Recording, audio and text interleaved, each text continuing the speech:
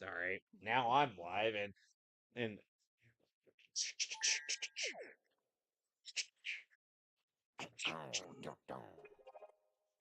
Oh, wow, wow.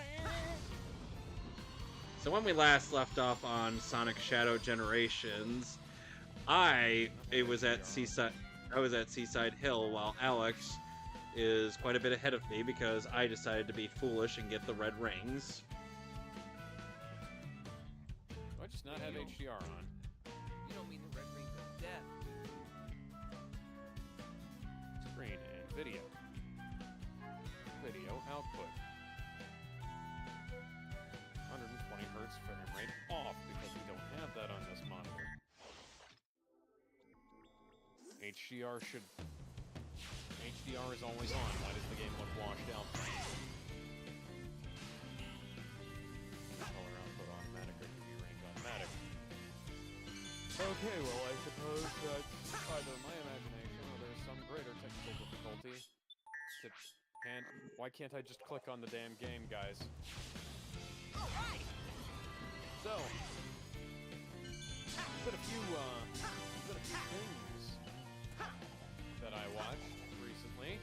One of which Rhino and I watched together along with our friend Ben.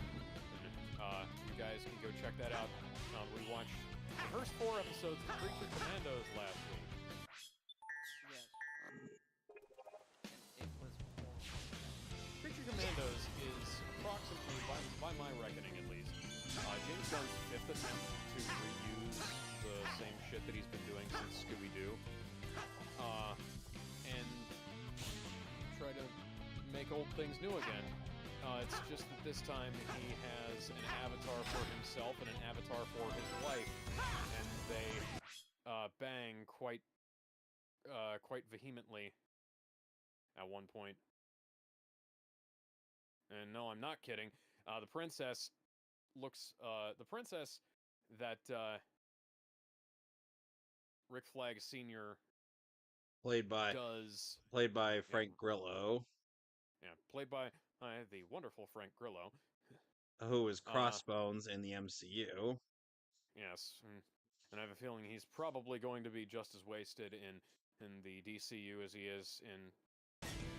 Kevin, how do I slide into Classic Sonic? Classic Sonic doesn't slide. How am I doing? Anyways,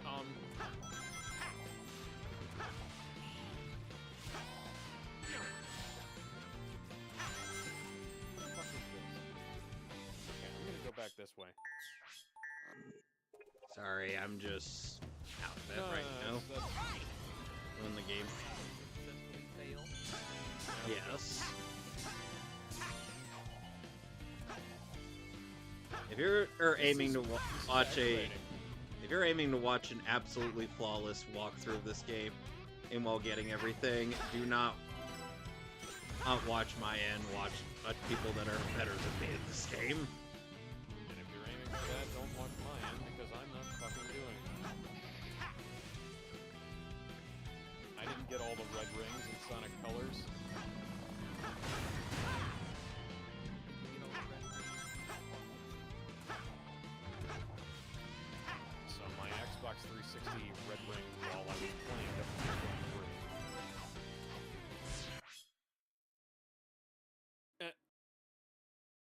Okay, Yes, then. I am using a guide on this. I am not. Because Let's Players that are bigger than me have admitted to using guides for other things before. And it's kind of hard to do this without a guide. I didn't use a guide for Leisure Suit Larry 2, and then I got us brick-walled into the game. Yes, you did. I remember that very clearly. Yeah, you were watching that stream, weren't you? I was there commentating on it with you. No, you were there for Leisure Suit Larry 1. Oh, you're talking about the second game. Yeah, the second game. You know, a lot of people end up doing this part of the game wrong.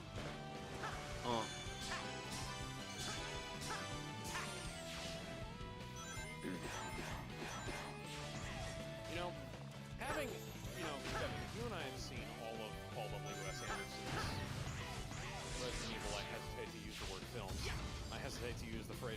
evil, actually. Yeah, we've seen the masturbation sessions he has over his wife's lovely naked body. Yeah. You know, while Mila Jovovich, It's not even that hot.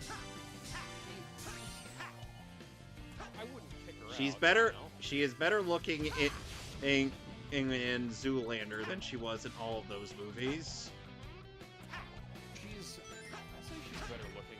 And she wears more clothing in fucking Zoolander. Have you seen The Fifth Element?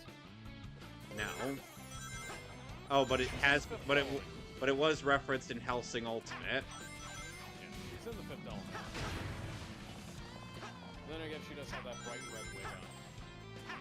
Oh, here's a. So yeah. Hey Kevin. I just What? got 1 of 5 red rings.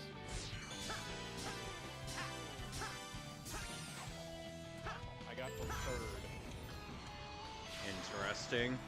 Yeah. You know, the funny thing is they only now label these in this version of the game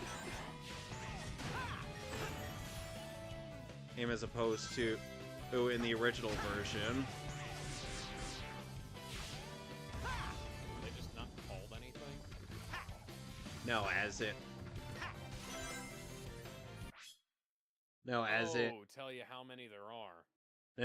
No. It's 5 in each stage. It's just they don't tell you which number or the one you collected is. Huh. Okay.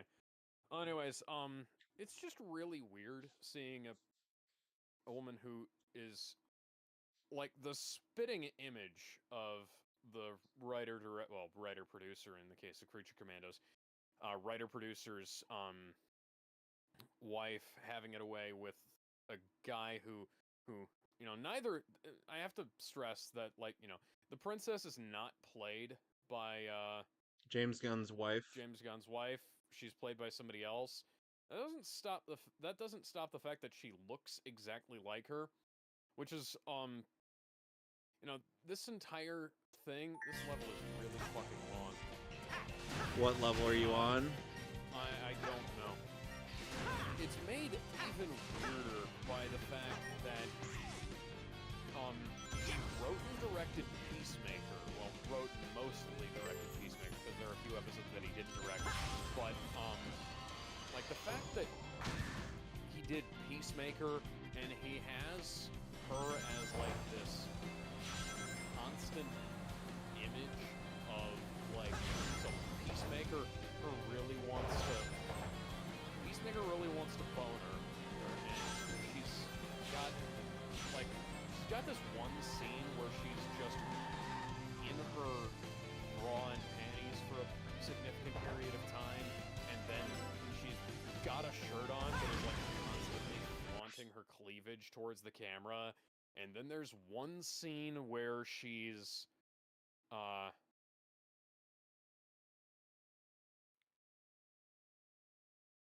like this guy is like being kind of a dick to her, and they, the martial arts are all wrong Because of course they are. because I suppose nobody cares about doing this stuff right, which is kind of funny because the fight scene in Peacemaker between Peacemaker and Judo Master is all right. The fight scene between Vigilante and the guys, the fucking Aryan Nation guys in the prison is much better. But anyways, so they're like her character is bitching about these guys trying to hit on her, and then she's like pulling her shirt apart to accentuate her cleavage afterwards. Oh, this is Rooftop Run. You're in Spagonia? Yeah, apparently. Where I was when I left off, apparently.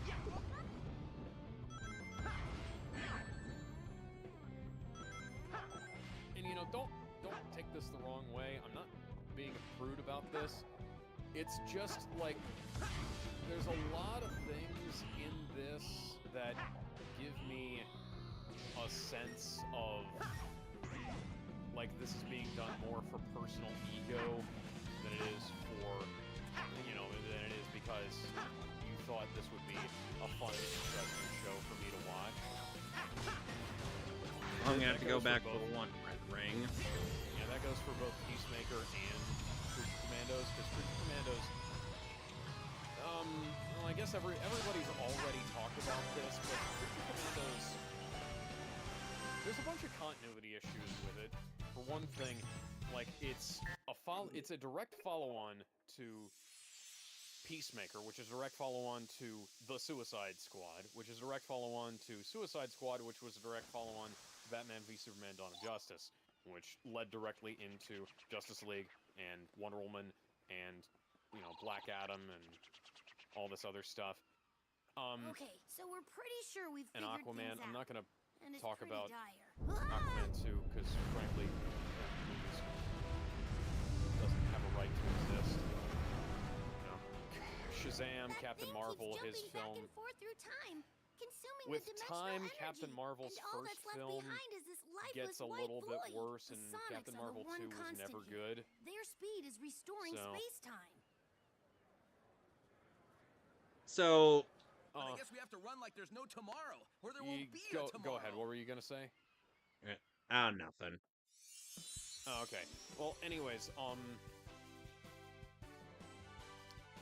there's this whole thing, like, the not Suicide Squad. We're facing So, a dangerous Rick foe, Flag Sonic. Sr., who Better be has, on your guard. you know, Rick Flag Sr. is a character from the comics, Sure thing. right? Hmm. He was in World War II. Now, guess who else was in World War II in the comics? Who? Peacemaker's father. He was a Nazi commandant. Making him a run-of-the-mill neo-Nazi loses a lot of things, because especially the relationship we could have had between their the you know, parents of our, you know, well, of Peacemaker and of Rick Flag. And guys, what am I doing? I'm modern Sonic. Why am I stuck in 2.5D? Because modern Sonic has 2.5D stages that's been established since Sonic Unleashed. You forgot. Don't like that. Well, that's a crutch you're gonna have to deal with. Well, anyways, there's this me complaining about James Gunn destroying comic books aside.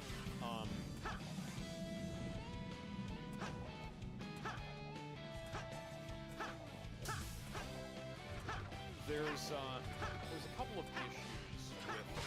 So Rick Flag Sr. he immediately says like you know, I don't.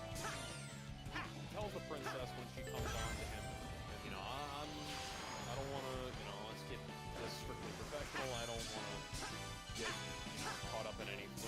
You know, I'm old enough to. He is literally old enough to be her father. She's old enough. She's young enough to be his daughter-in-law. And you know, the daughter-in-law thing is something I bring up because I kind of feel like Enchantress should have been involved after the death of her husband. Kind of feel like a witch is the last thing you want to have angry at you, but so far, Enchantress has not shown up in Peacemaker, even though Peacemaker killed her husband. I'm gonna stop complaining about the Suicide Squad now and get back to the movie. Show, sorry. And then, like, Rick Flag Sr. immediately bones with, like, the second they're alone after this stupid fight he has with one of his stupid minions who he's been assigned by Amanda Waller. They deal with the people who are trying to assassinate the princess, right?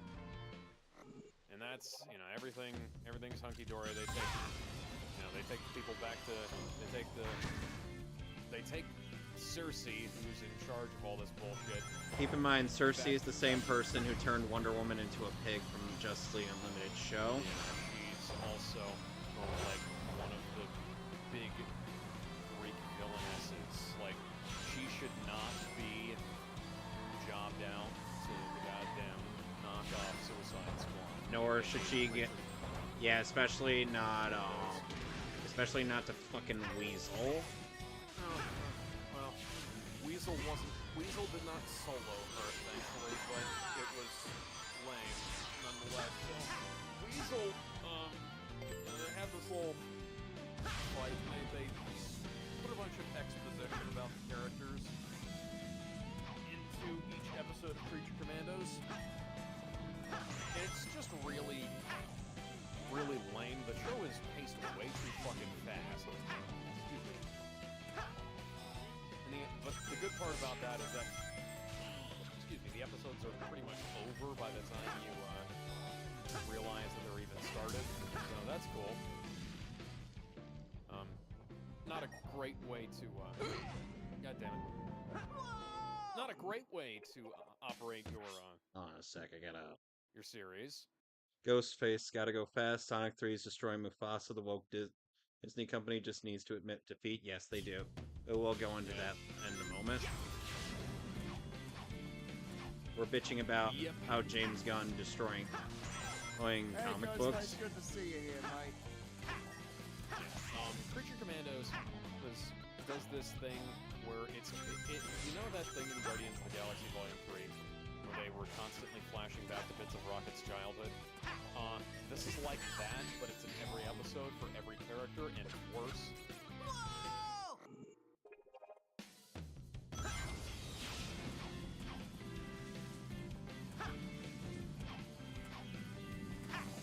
Somehow. I believe this is a Sonic Lost level. What?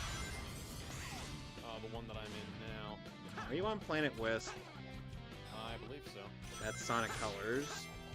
I don't remember this being in Sonic Colors. Alex. Third level of the game.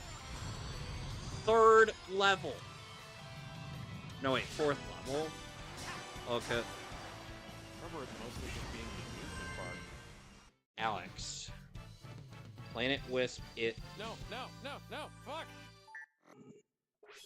Okay, Ghostface saying... Also, did anyone else see that Norman Osborn was blackwash for the new Spider-Man cartoon? Sadly, oh, yeah, yes. That's really weird. It looks like they took, so there's this the Friendly Neighborhood Spider-Man is what it's called. Peter Parker is lame again, And now it's time to face off against Shadow. You're finally here, Sonic. I don't know where we are, nor do I care. The trailer shows This is where I finish you, Sonic. In the goddamn Future Foundation suit. Why? Like, this is a tenuous at best grasp of Spider-Man lore. But, Oh, and keep in mind... Norman Osborn looks like blackface Willem Dafoe. Like, he looks like Willem Dafoe stepped into the machine that turned Kirk Lazarus black in Tropic Thunder. Oh, one thing to keep in mind for this segment and in Shadow Generations is that Shadow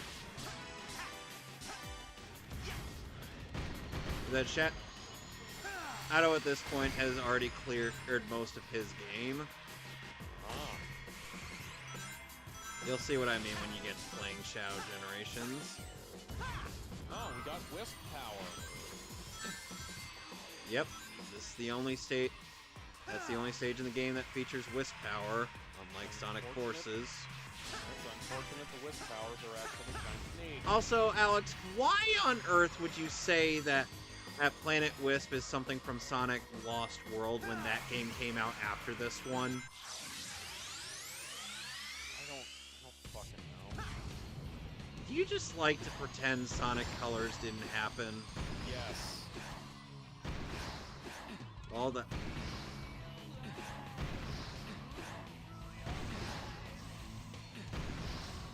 Oh, Johnny G. Well, he's not gonna like the fact that Live and Learn is playing in here. Yeah. Yeah, there was a... For those of you who didn't tune into our previous stream on the topic, turns out Sega didn't pay him and Jun Senua for the rights to use the Live and Learn in things other than Sonic Adventure 2, including but not limited to Sonic X, this game, and also a bunch of others.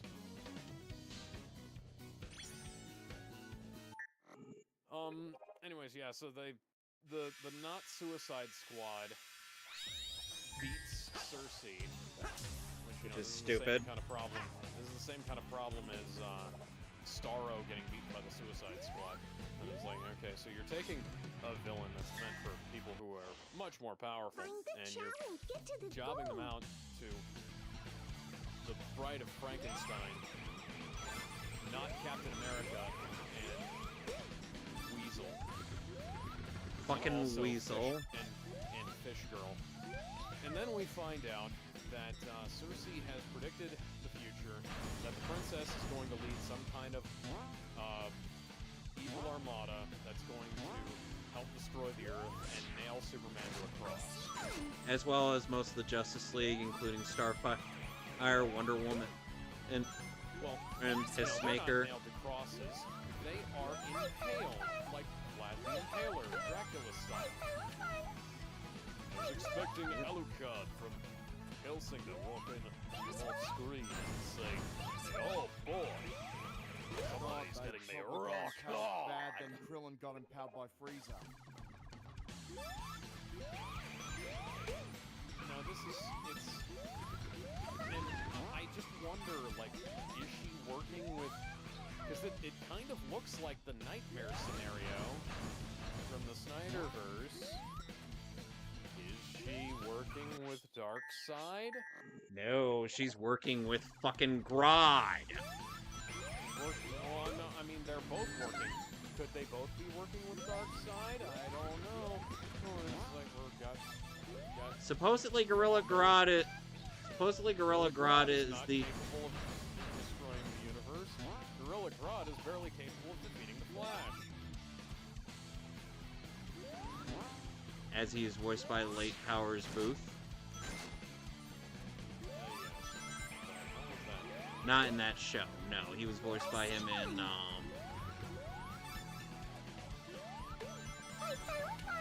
Dang it, Cream. He was voiced by Powers Booth and Dang It Cream?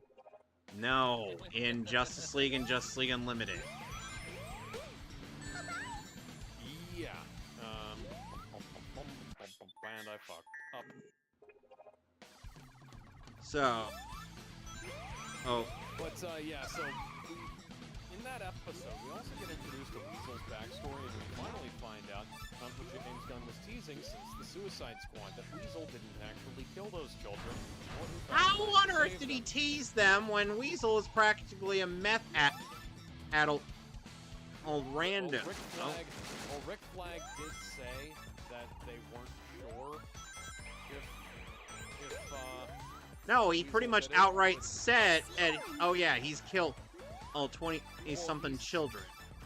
Well, yeah, he said that, but there was also, like, there was kind of implying that it was, like, not entirely accurate. Why they were implying that, I'm not really sure. But, you know, yeah, so, and there weren't even 20 children present at that event. There were, like, 5, well, there were, like, 8.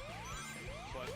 With that 1,000-yard stare, and those fucking beady eyes. Yeah, the Eyes, I'm like... stare may have come from the fact that he got shot, like, 5 times trying to save a little girl by these cops who,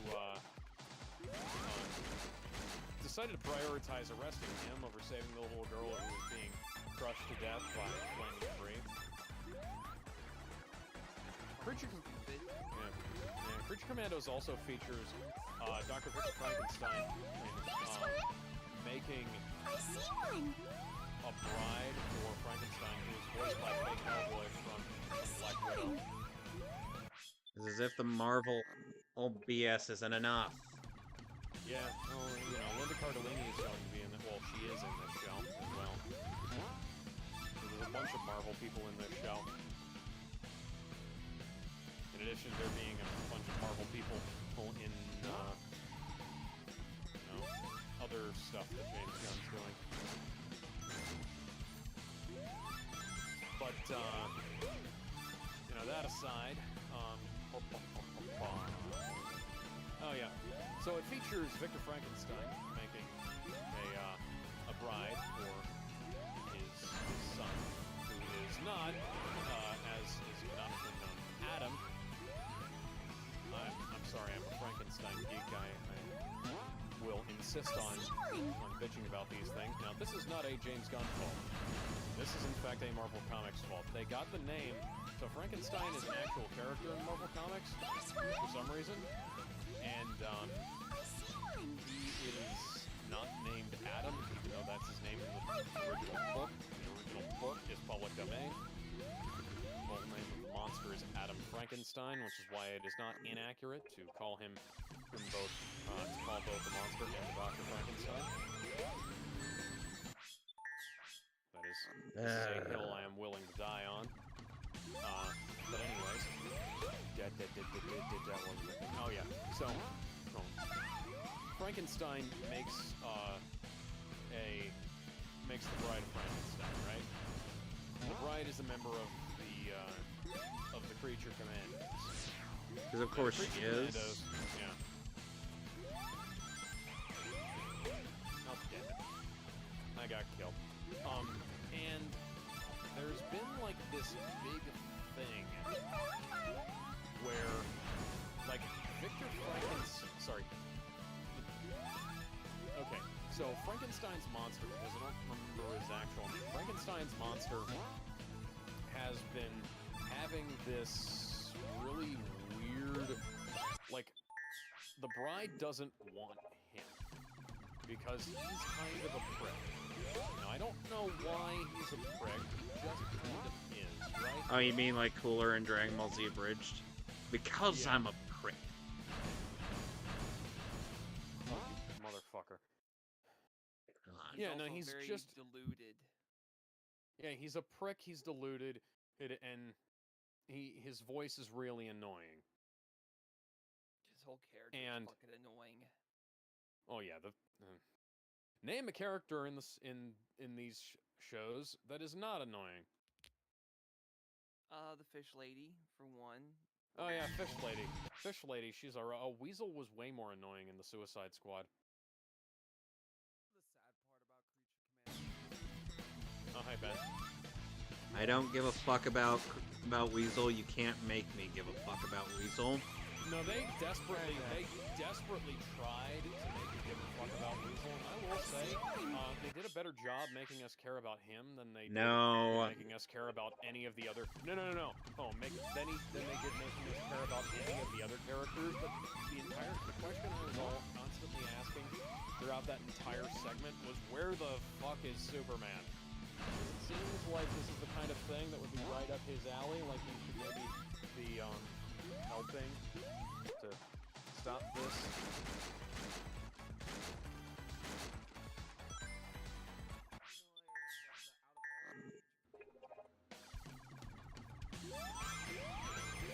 Well, gee, it's almost like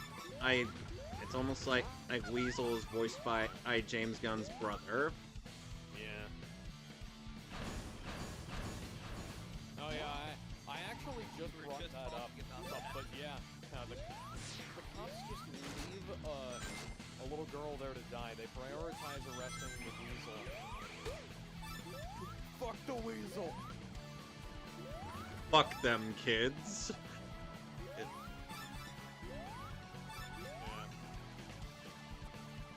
Yeah, I find it hilarious how these quote-unquote mature shows that are allegedly made for adults have done less to emotionally... Oh, That Gizmo. Have done less to emotionally Engage. affect or engage me than Sonic the Hedgehog 3. Basically, James Gunn tried to make people give a shit about Weasel, well, as voiced by his brother, but yeah, no, I don't care about him.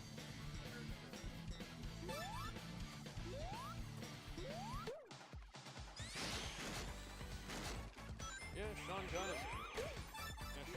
Gunn is great, but I don't think he's gonna be able to do a good Maxwell Lord because it's just completely outside of his wheelhouse. And on top of that, you would have to try to one-up Pedro Pascal as much as I don't like him in the person. Yeah, for as much as Pedro Pascal, one that wasn't a great depiction of the character, and for two, Pedro Pascal is kind of a dick. God damn it. That was a good performance, and had it not been accompanied by the stupid Wishbox shit, I would have appreciated that as like Maxwell Lord Sr. because the original, the young, the Maxwell Lord who helped form the Justice League and wound up being one who killed and the one who killed Ted Kord. Yeah, the one who killed Ted Kord. That was not the original Maxwell Lord. That was Maxwell Lord the Fourth.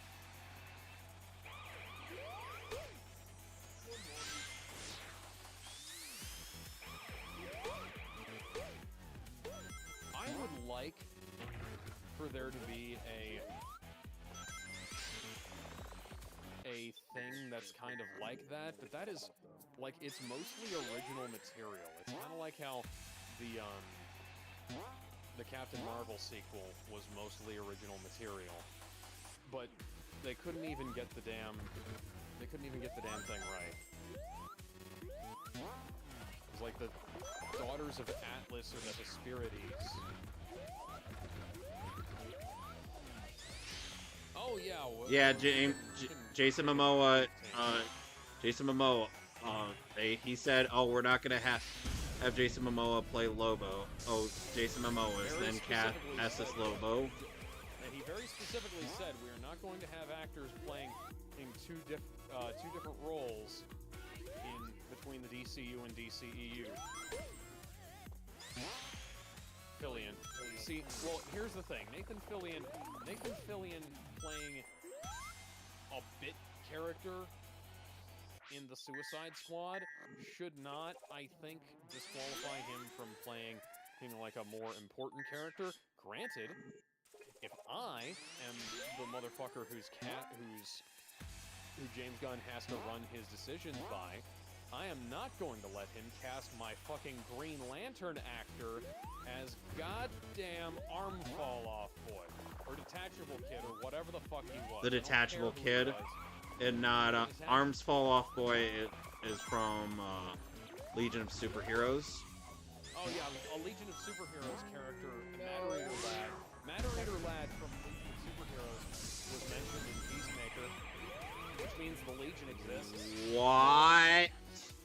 Hey, don't be hating on Matter-Eater, lad. No, I'm not. No.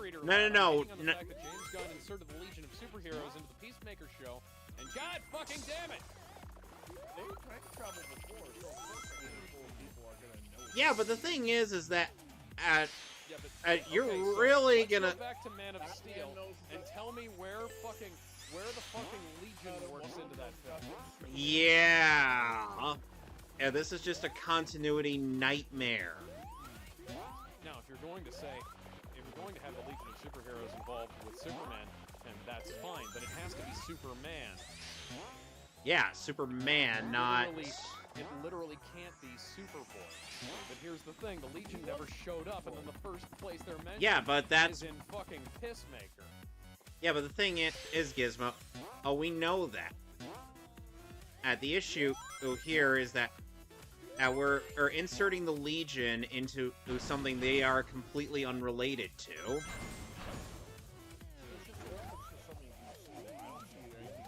It's a reference, yeah.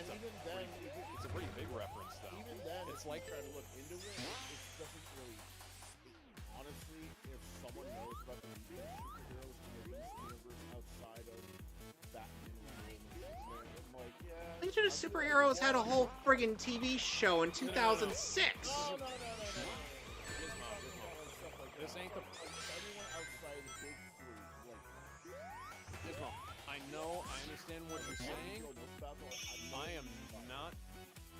I am not saying that nobody should know about the Legion of Superheroes. I'm saying that their first appearance being a mention of fucking Matter Eater Lad by Peacemaker is bullshit. I think that like them being... Because the Legion are an important group of characters. Right. And... Especially if we're talking about legacy. Yeah. And...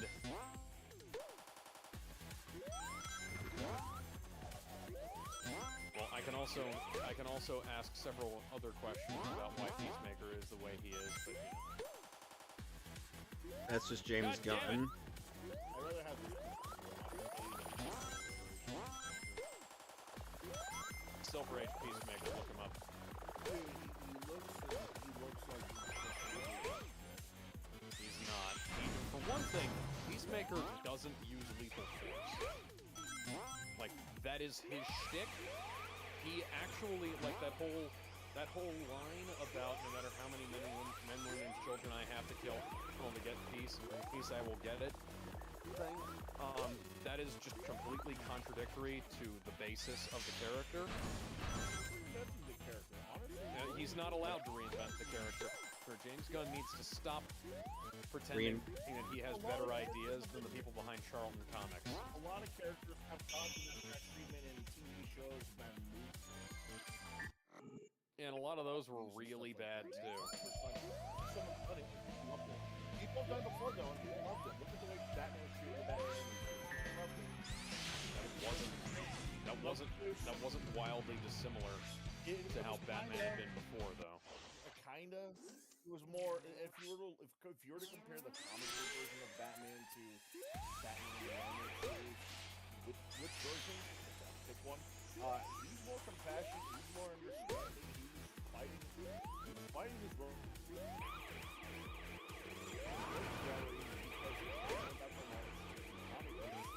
Sure, he still cares about what he does, but not like he does in the animated series. Because still beating the shit out of Two-Face, still beating the shit out of Harley, still beating the shit out of Clayface. It's like, he's breaking everyone's arm. It's like putting him in bad body bags. You might as well not know that's what it is. Because he knows most of the guys doing it, not all. Obviously, but most are doing it because they're desperate. I mean, think about it. Think about how a lot of people look at the Joker. Do that, won't you? Some yes, Not. some yes. Oh, yeah, sure. But like what I'm saying is that Batman is more. Batman has a more confined character like as a comic. Comics are more longer.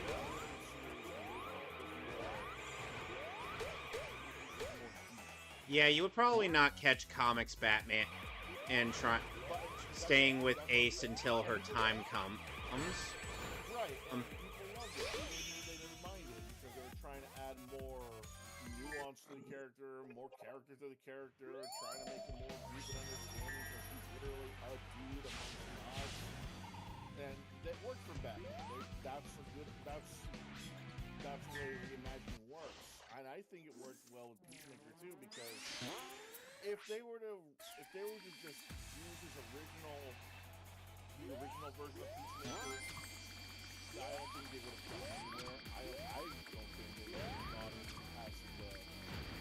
I don't think they really would have gone past the story yet. And good. We didn't have this characters wise, because like sure we have cold hard. We have cold hard assassins that are like, I'm looking for the money, I don't care. Yeah, I'll do that, whatever.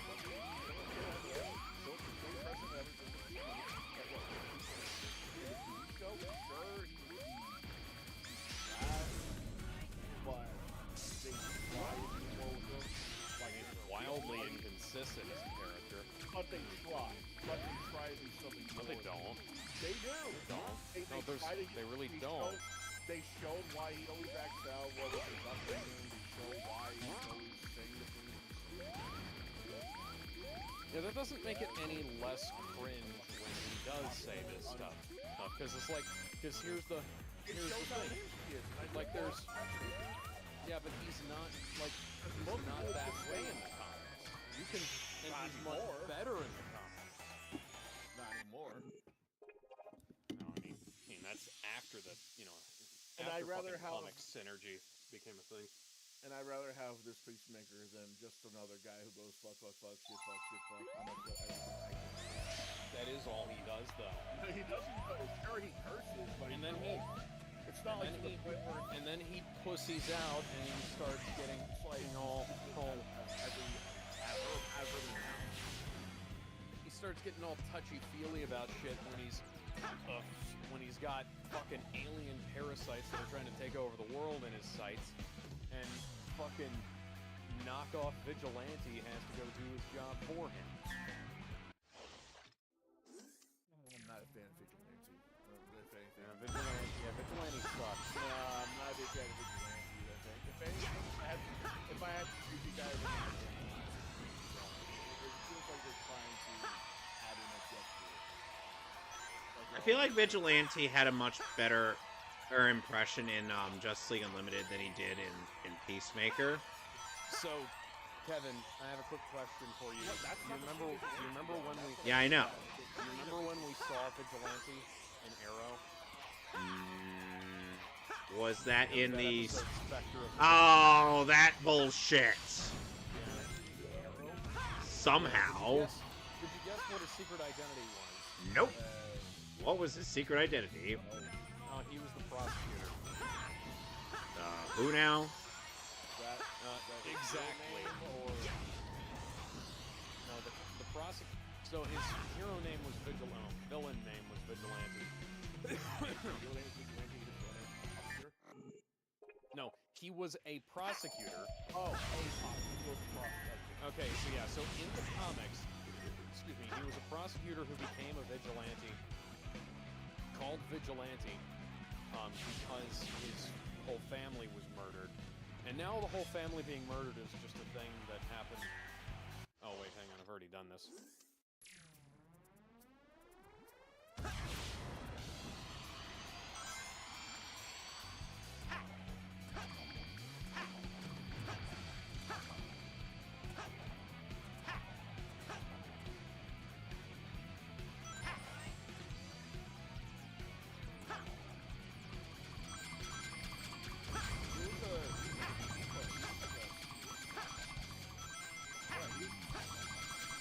And now he's an A-lister.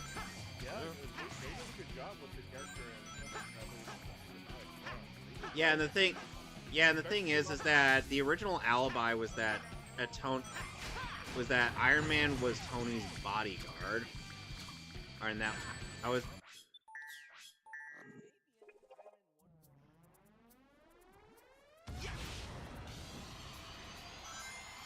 Yep. The Rockstar superhero image was fucking awesome. Oh yeah. Comic synergy. It's not like I'm Iron Man. it's kind of like how so No, that's things that they I remember Stan Lee always said after Sam Raimi's Spider-Man came out that he and Steve Ditko always their biggest regret was not having the natural webs for Spider-Man. And so when they took away the web shooters and added the natural webs in the Spider-Man comics, that was not only was that like an upgrade, it was movie synergy, but it was also like something that Stan asked for. It's like, hey, this was a really good idea. We put that in there. It should have been there from the beginning. Yeah, go ahead.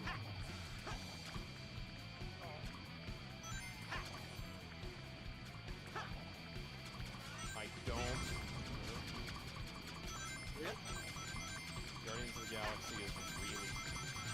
Guardians of the Galaxy 1 is really good in terms of a film. Guardians of the Galaxy, in terms of a franchise, is awful. Drew is sort of the same, but they kind of... Well, let's try not to get too off topic here. I know we're famous for that.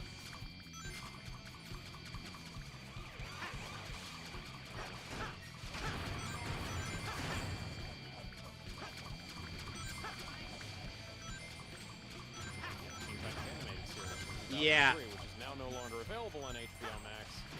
Go fuck yourself, Warner Brothers. Along with Static Shock, which I've had to pick up the most... What? Oh, yeah. Yeah, they took Static Shock off of HBO. Oh my god. And I wound up picking up the rest of the series on DVD recently.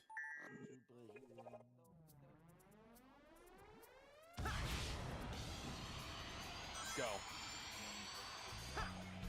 You know, the thing is one example from 03 tie-ins that ended up reinventing a part of the character was Beast Boy being a vegetarian. He was never a vegetarian in the original comics. Yeah, so you can... No, but you can make that... You can make that work, and they did make that work. It's like it's not a... It's not... And it's fortunate... not like a... Things like that make sense, though, because you can't assume...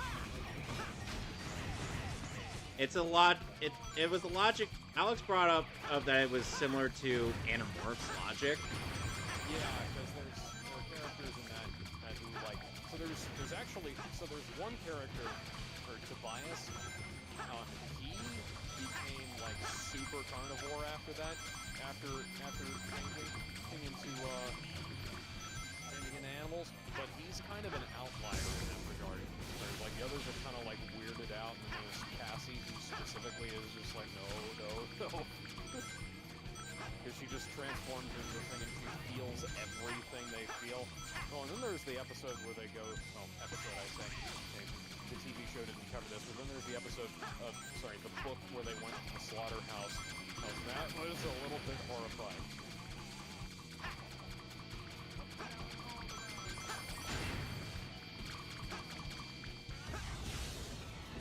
Well...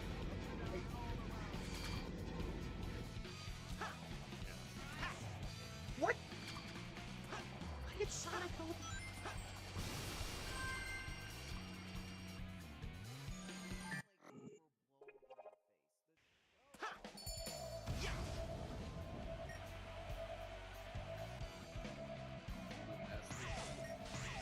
Judo Master. Fucking hell. Judo Master is 4 feet tall, and he can't fight worth a shit. The fact he took down Beast is a real motherfucker. Walking looking bitch. I'm going to cite my professional experience in this regard. That ain't fucking happening, not without some goddamn super strength. Right? Also, is it judo he's doing? No, that was a combination of kung fu and karate. Guess who did judo in that fight?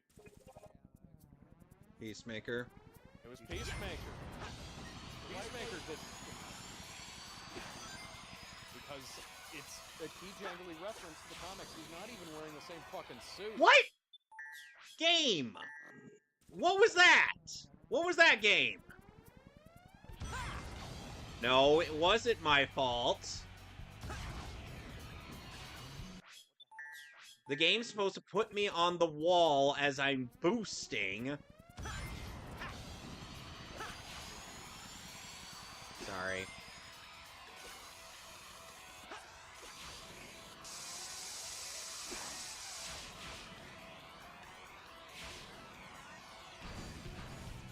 Okay, I will give the show some credit. I appreciated him, like, after he killed the chick, I appreciated him going back for the records. I thought that was funny. That's one of those... Why they don't do that in a lot of their films. Yeah, but, like, there's a bunch of other shit about the show that I just can't fucking stand. Like, the helmet shit, there's Davies. Why? I find Because the T-1000 is a sadistic bastard. I think it's funny that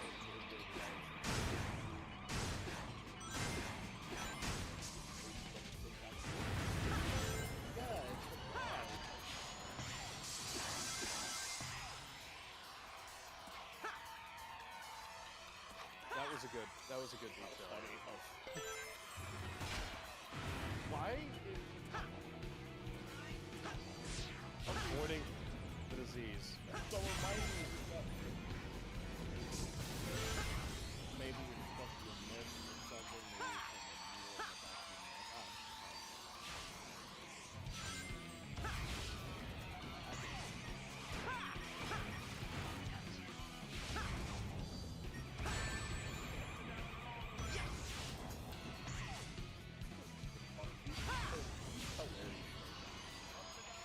Better in Bumblebee than he was here. Guys, I have to admit, and this is what I told Ben during the stream, I gave up on the show during the John Cena dildo karaoke scene.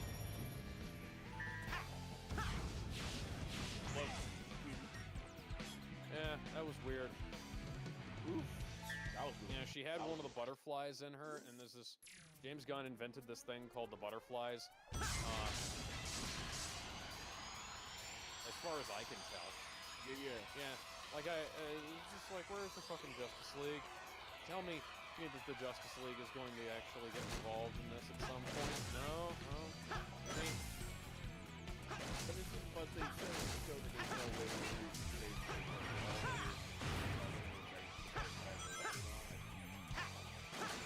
well, you know, I have a feeling that if the Justice League were involved in this, they'd be able to figure out how to make this work. maybe not Superman or Aquaman, but I can definitely see the Flash or Batman.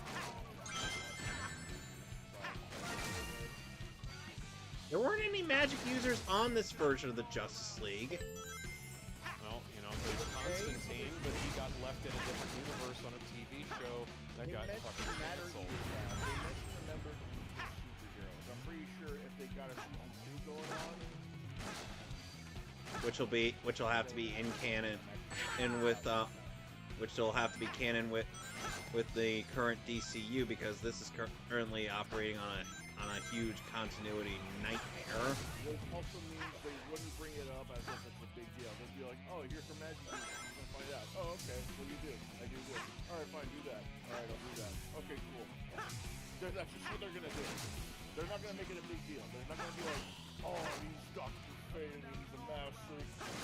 Oh wait, hang on. Yeah, that actually brings up a good point. Where the fuck is Dr. Fate? Where's the Justice Society? Black Adam didn't exist. Black Adam wasn't around in that. At that point, Black Adam came out last year. I really don't like the fact that they're here for the Rock's fucking Black Adam. It was okay. Think you can find me. I like the fact that they gave Adam Ninja arts, camouflage.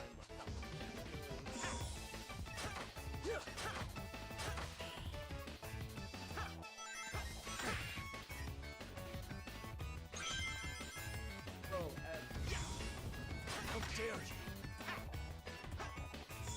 Ninja arts, camouflage. How dare you?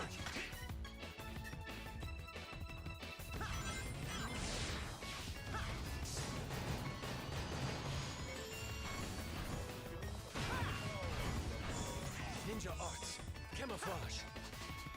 Oh, Oh yeah, that was.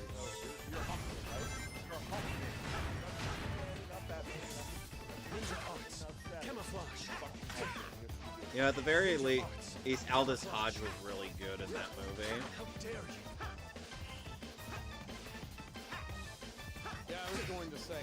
Solid JJ had pointed this out in his sketch about Hawkman. Ninja arts, camouflage.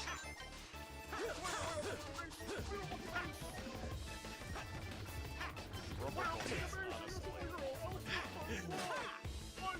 Meanwhile, Batman casually goes to Burger King, gets a Whopper before the meeting. He gets Diet Just Coke. imagine that though. Imagine that you have a version of the Punisher who refuses to kill people and only uses rubber bullets. Yeah, we have that. Did you know that we also had that and his name was fucking Peacemaker? Yeah. Fucking take that back, bitch. No. Yeah.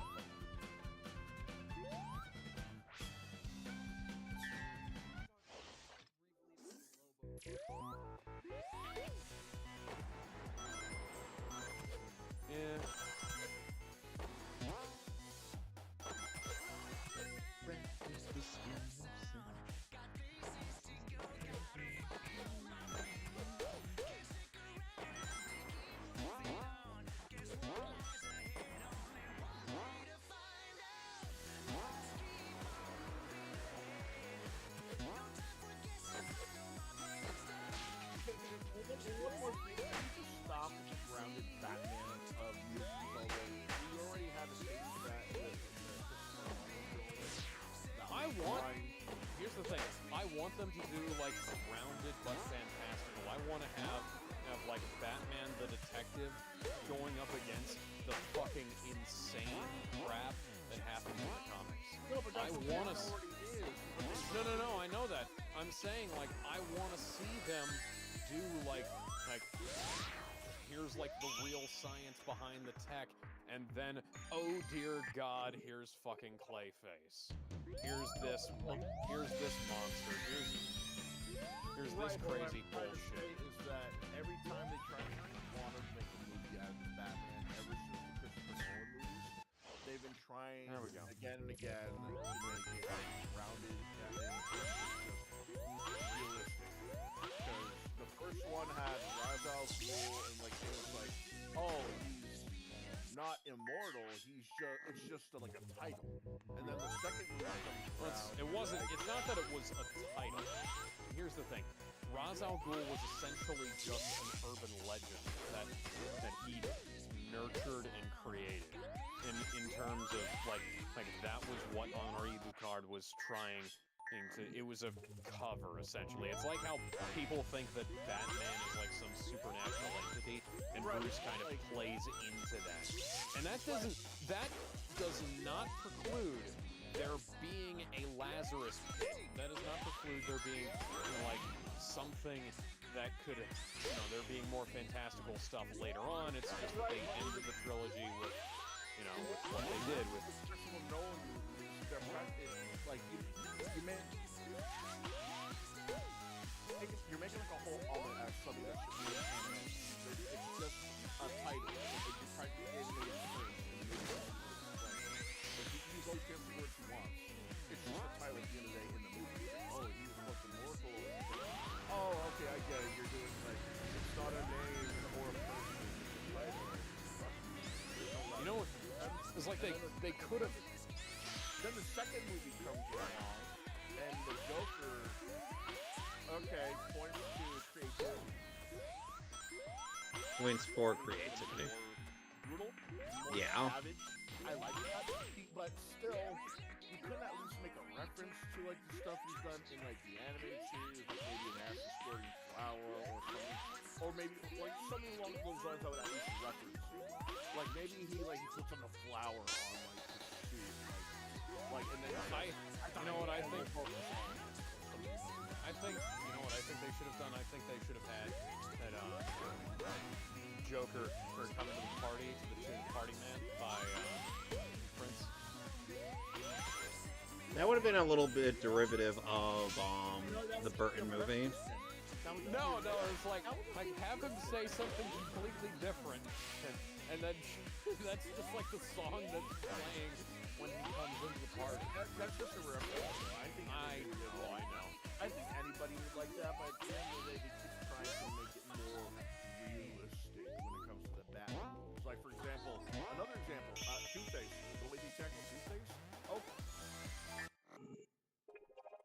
I get it. Not everybody's gonna have a split personality the way the Legacy and the Two-Face, but at the same time, you can't have Two-Face without having both personalities. The guy's just pissed off due to the first face. How awesome would it have been to see how Christopher Nolan uses his camera work to try and like have Gordon accept the fact that he's not older. Like maybe they can't. Think you can dodge my bombs and get to the finish Maybe line? there's like certain camera angles where maybe there's certain camera angles where you show you. They can hear me?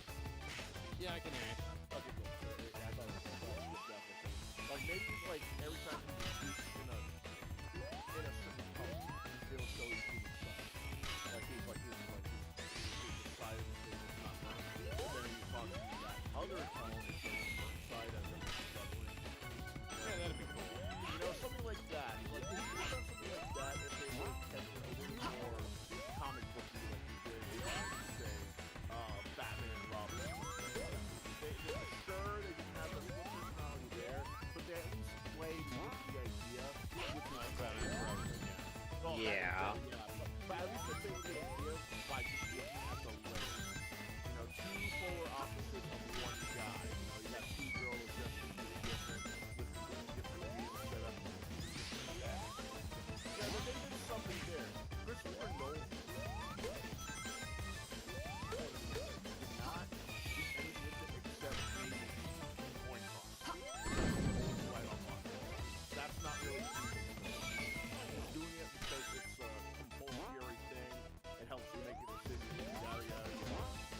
I like the fact that it's that he's doing it because it makes it easier. But the thing is, that's not really Two-Face. You know what I mean? Like if they're gonna make it like that, they're gonna have Clayface. Don't make it like, oh, he's the master of disguise and he uses masks of a special clay. No, You know, don't do that. Yeah, I was gonna Make say him that the full-on at that point we've basically turned him into Hut. Yeah, you basically turn him into HUD, you basically turn him into discount community. Just give him just do, it could be an actor or younger. Just have him. I don't mean it, guys. I don't mean to interrupt your very actually and quite interesting conversation, but I'm battling Boobs the Bat. Oh, that's nice. What? Movies!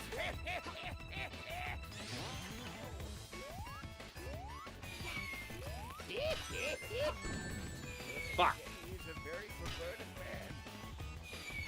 I have a lot of things.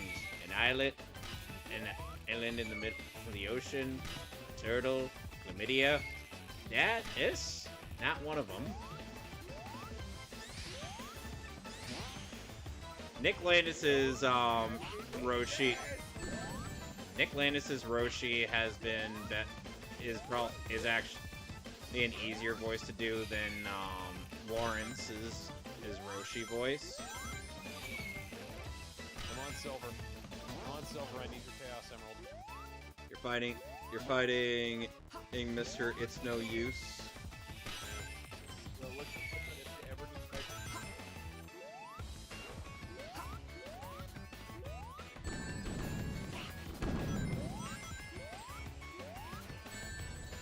Yeah.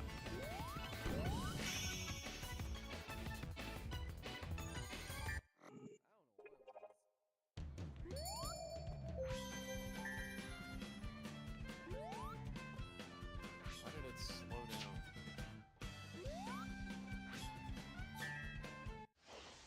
Yeah, again, I know Alex is far ahead of me. We're not racing this, because if we were, I wouldn't be going after the red rings or doing all these challenges.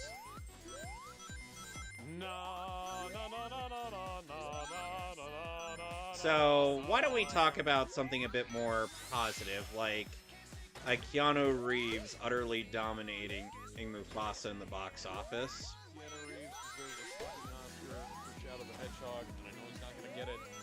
Revenge Guac.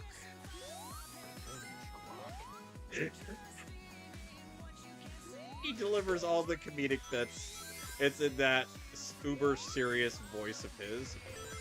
That's exactly what Shadow would do. Gabriella should kill them both. Oh, oh, she's not a prize to be won. And they were watching a fucking telenovela. Telenovela, yeah.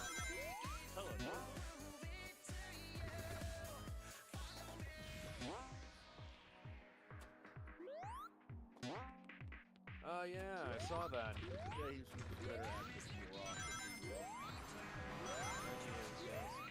you will. Again, and I saw more of his chops in acting in Bumblebee than I did with Peacemaker. Yeah. So, do you hope to have a twice in a lifetime?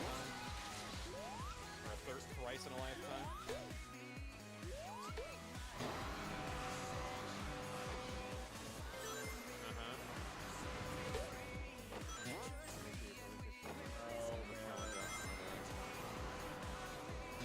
See, I have a final match with them. What is our final match?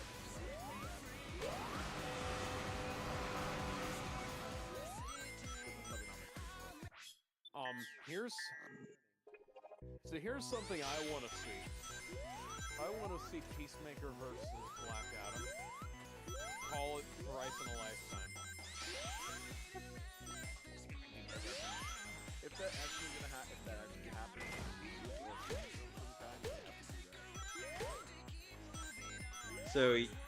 So anyway, hey, it's like, It's possible for them to face off in Fast and Furious.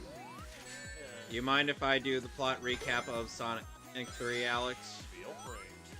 So, the movie ends obviously with the Paramount logo and whatnot. And Prison Island, which is off the coast of Tokyo, Japan, and operated in a GUN location. Operated by GUN. And I know it's Guardian. I know it's gun. The acronym spells gun. But that's too easy. An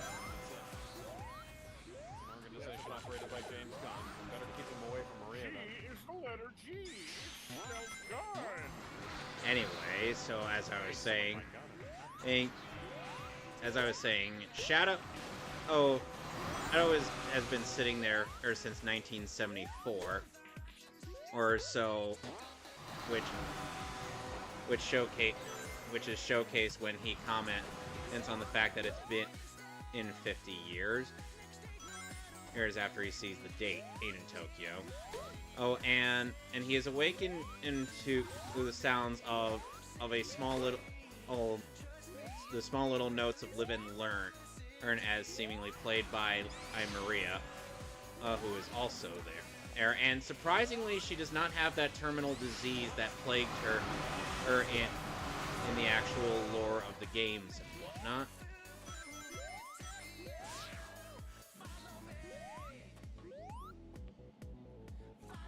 I was alright with that. The thing that bothered me most was the fact that Shadow falls when we get to that. It was like Black Doom should have been in the asteroid. We'll get there.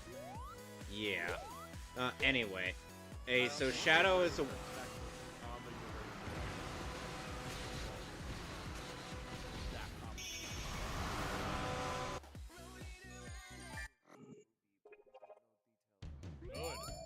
And you know what? If it's gonna... Idris Elba is trying to get a Shadow and Knuckles show.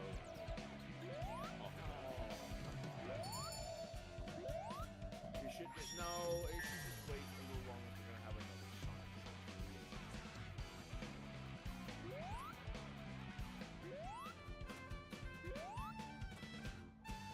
Enerjack? Sure. Why does it... But then Ken Penders is gonna sue you guys for that suggestion. He's not oh, fuck it. Okay, so Enerjack is not a Valiant Comics character. He is in fact an Archie Comics character. Dude, He made a brief cameo appearance in Sonic the Hedgehog 2. Yeah, can you really blame me for thinking it was a Valiant Comics character considering it was called Ninjack? Oh yeah, I forgot about Ninjack. Bloodshot. I own And- the Bloodshot movie. Anywho, Oh my god. so Shadow wakes up, decimates a group of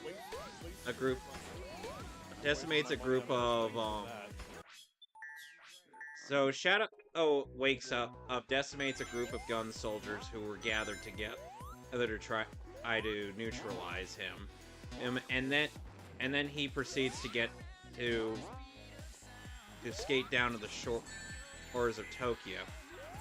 Oh, meanwhile we cut to Sonic, Knuckles, Tails, Tom, and Matt in camping.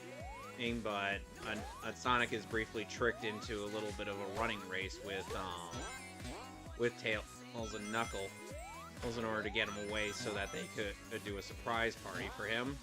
Though Ozzy seems to have more things to say. Hey now.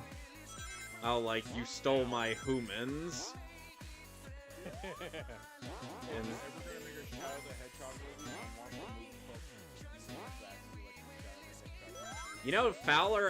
Jeff Fowler, who directed the movie, has actually worked on some of the stuff regarding Shadow the Hedgehog. Yeah. I want him to play all of me as the opening credits play. Well, remember, we gotta get Johnny Gioeli to sign on for that. What? Man, fuck, man. I just thought of a great voice actor for Black Dude. Who? He's no longer with us, though. Who? The original Batman animated series. Kevin I don't- Conroy? Yeah. What the hell? I did this earlier. I'm not sure he would have been in a good Black Doom voice. What about- Justice speaking, dude, put his old Bruce Wayne voice from Batman Beyond onto Black Doom. I'll help And you what with about- this, Mr. what Sonic. about, Press the button if you what's his need name? me. Michael Ironside. Yeah, Michael Ironside would definitely make for a more fitting Black Doom voice. He's already done so. We're gonna reference that a lot. I know, that would be amazing, though. I don't want that though. I want there to be a voice that when you hear it, you immediately think Black Doom.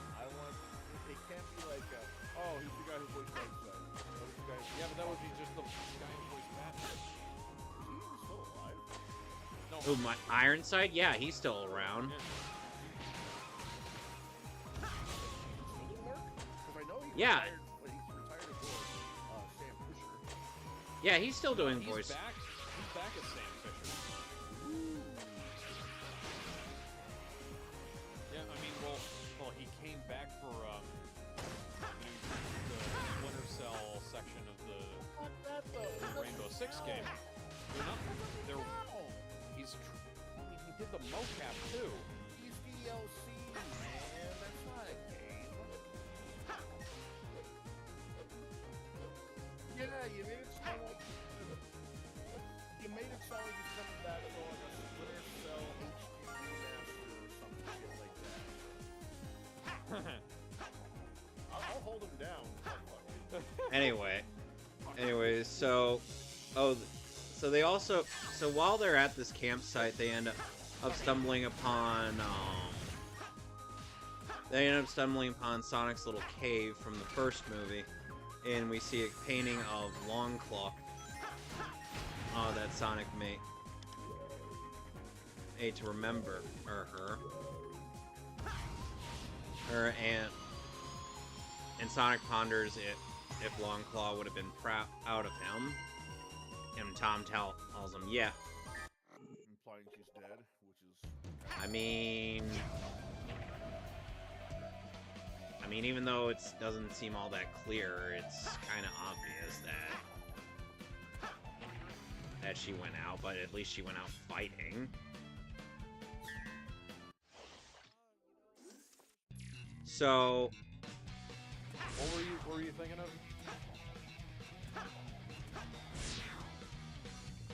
yes. So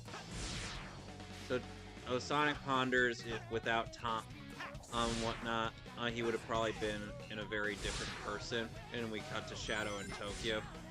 Oh, Yeah, but that then was a really good match.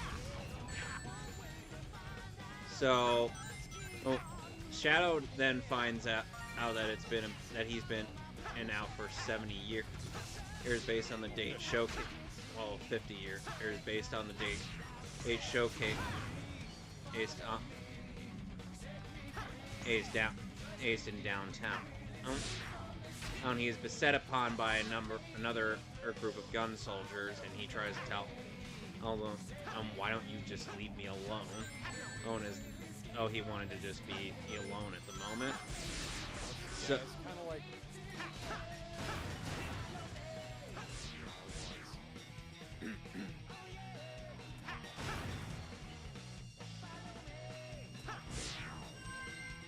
yep, that shows dedication.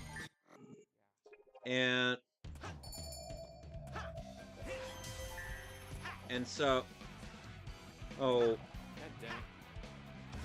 and so, Kid me oh, is about to gun. win.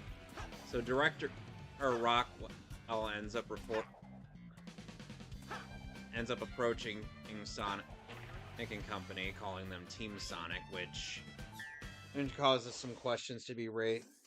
I think we might be Sonic heroes.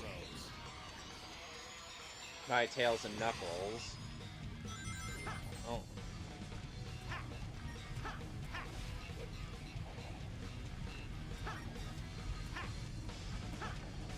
I mean, they'll probably come back in the movies.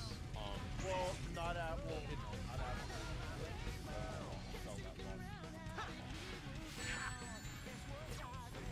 They didn't know that.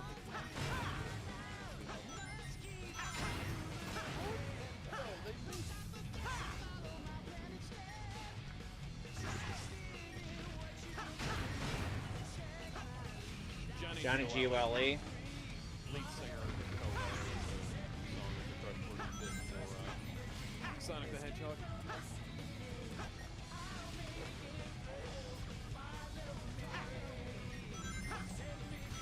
Yeah. Oh, yeah, we actually already talked about that. Yeah, we already talked about this. This is old news.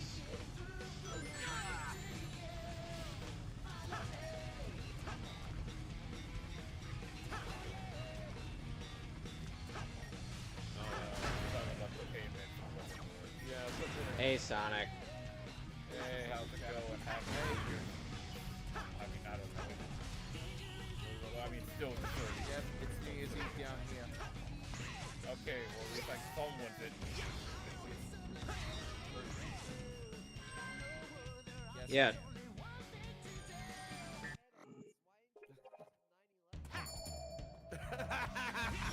Can't do anything about that because time zones. Alright, I'll give him that one. So anyway, Team Sonic goes to Tokyo to try to confront Shadow, and as seen in the trailers, they get their asses whooped, especially Knuckles. One of the more important characters in the show is played by one Jessica Jones. The actress. The actress is in Sonic the Hedgehog.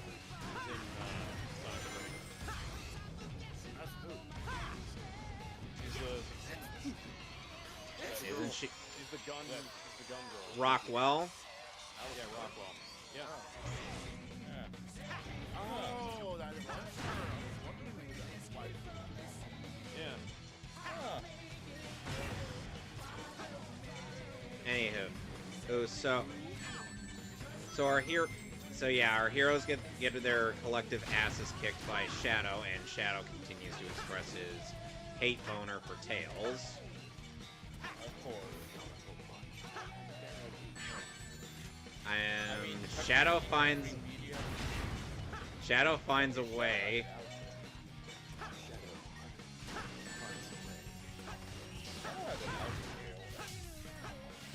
Does anybody know, DC's doing a Yeah, the DC Sonic crossover, which features Barry Allen and not Wally West, much to my chagrin.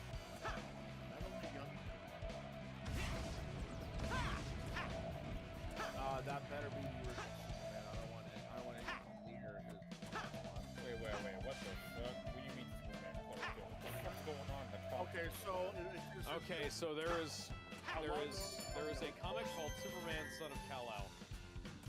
But Superman and Lois Lane eventually did have a son, and what happened? Named John L. Okay. Superboy accident.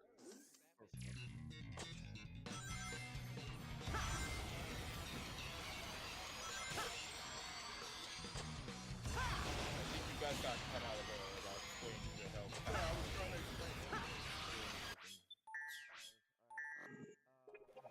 Alright, start from the beginning. So Superman and Lois Lane eventually have a baby finally after all the years of getting together and becoming comic book.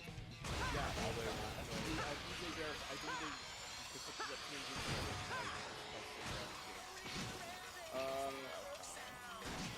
and while he's a little younger than Damian, which is Batman's biological son, I know about Damien.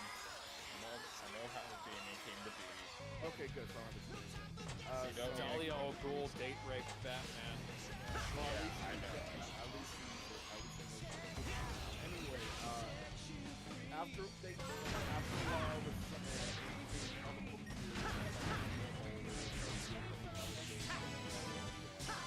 and then after a while, They're the Super Sons. See our commentary. That was the Super Sons. Great movie. after that, Sorry. Oh my god. Alright, go on, Gizmo. Keep going. after a while, Superboy, which is,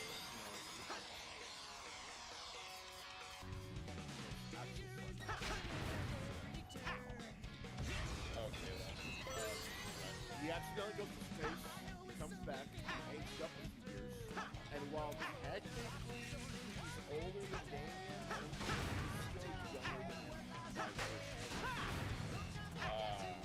And So, reached that certain age, he started dating another guy. Unfortunately, that other guy. Yep. Who has the superpower of intangibility.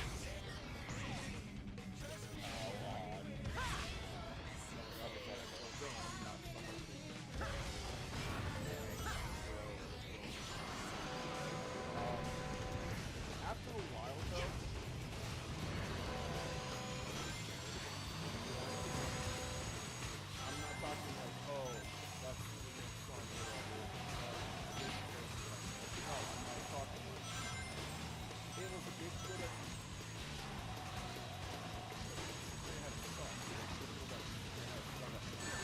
So when he aged up and dated, well, after a while, that Superman had a son, which was kind of funny considering Superman already had his son.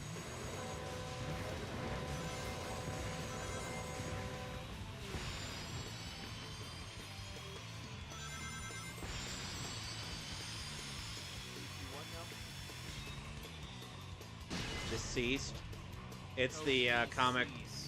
Basically, it's the Marvel Zombies, but DC. Yeah. Sadly, it's written by the same guy. Oh, for fuck. He doesn't do them better there, that's the thing. Oh, either way, nobody doesn't not like Superboy. It's just that no one cares about him.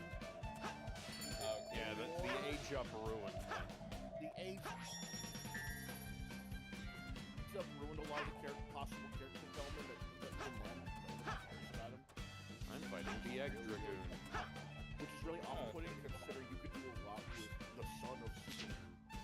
yeah, I mean, You know, So they've done a lot with Damian, but now that Superman has a son, you could have Smallville this shit. yeah. Somebody say. Like, come on. They could have done something. They could do something with the game. I like that song. Smallville this shit. They could have done the Adventures of Superman and Lois or whatever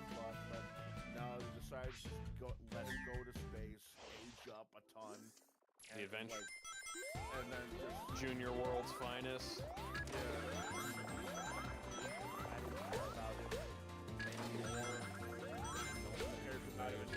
Like Jonathan. That's unfortunate.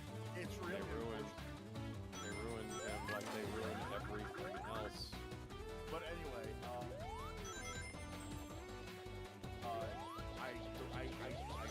see why you bring up this. It does look a little more chipper and a little younger than Photo, and I'm saying that it's just emotional art of crossing over and it shows Sonic's side, Silver Shadow, Sonic, Knuckles, with the Disney side, Flash, Wonder Woman, Monster, Batman, Cyborg,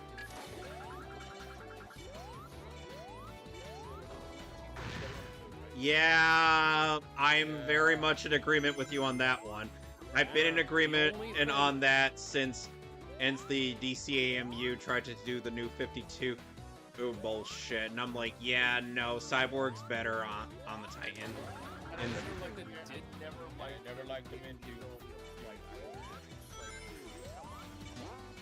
only thing that did Cyborg as part of the Justice League well was Zack Snyder's Justice League. yeah, that was the only Yeah. thing.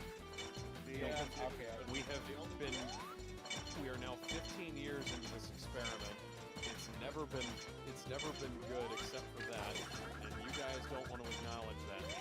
So no, maybe he was only good outside of the Injustice was never good. It was not. That's bullshit. Oh, I'm sorry. He wasn't being specific. Injustice the game. Okay, see, that's better. That's slightly better. Yeah, it's better. Injustice was always bullshit, though. He still had his original personality. What he's talking about, he's the original. Everything outside of that, Yeah, it's just a dude in Cyborg's body. You know, the There's funny no thing is that Kerry Payton is doing the same voice that he did in 03 Titans, but he's sounding more mature, or as opposed to, you know. Okay, but that doesn't mean that. No, I'm saying that at the very least, he still is the same. Still is characterized as pretty much the same as he was back then. No. I mean, if we're talking Injustice 1, sure. 2. Injustice 1, a very small percentage of maybe. That's Yeah, but then there's Regime Cyborg, which sucked out all of the fun. Yeah. The regime There's characters two are Cyborg. all too bad. Teen Titans the comics, Teen Titans.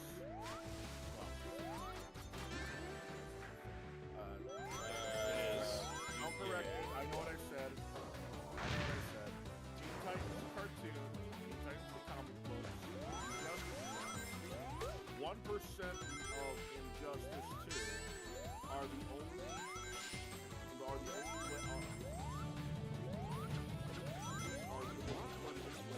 Cyborg was treated well and accurate. Everything outside of that, it's just doing a Cyborg costume. I say that because Fair enough. I say that because ever since Snyder Cyborg came into fruition as well as I just did not see Cyborg. I did not see the same guy shout "Booyah" after a ground pound or He did not hear him shout "Cowabunga" while he's did working not with the Teenage Mutant Ninja Turtles. He wasn't joking around with the Titans. He wasn't going out with pizza with his homies. He wasn't doing that. He wasn't a sports guy, or at least didn't show much of the sports side. All of that, he didn't. He barely. Snyder talked version at about least it. played fucking football. Okay, but played and he played, but like I mean, there outside wasn't really an opportunity for them to have much more in the way of sports in the movie They didn't outside play of the that. football game. They never really did that. Though. Well, They could've- how are you going you going to mention Justice League? Football. Combat, like football tackles, throwing enemies, like some guy, one of the leaders who says "go long" or something like that. Okay, you know what? That's fair. Not a bad idea. You know, Yeah, that's actually a really good idea. Like a number of people who would try to come up with something for Vic. Unfortunately, that we don't live in that time. like hell, I'll even take them as like referencing his Teen Titans cartoon version. Like, you know, booyah, like him shouting booyah, him asking to play, maybe him like hacking the watchtower to play video games or ordering pizza through Batman's phone in the Batmobile. Something funny, something wholesome like that. Nothing. It's just, I am Cyborg. I have cannon. I can fly now. Give me. Cyborg's depressing. Stop pretending Cyborg flying was a cool idea. Him being a grounded superhero made it more inventive for him to try and fight people. Now he's just another dude that's... He's iron. I mean, he's Iron Man now. Like, there's nothing inventive about that now. You just did it because Iron Man has it. Black Iron Man, even though we already have a Black Iron Man. He's not a war machine. I mean, we also have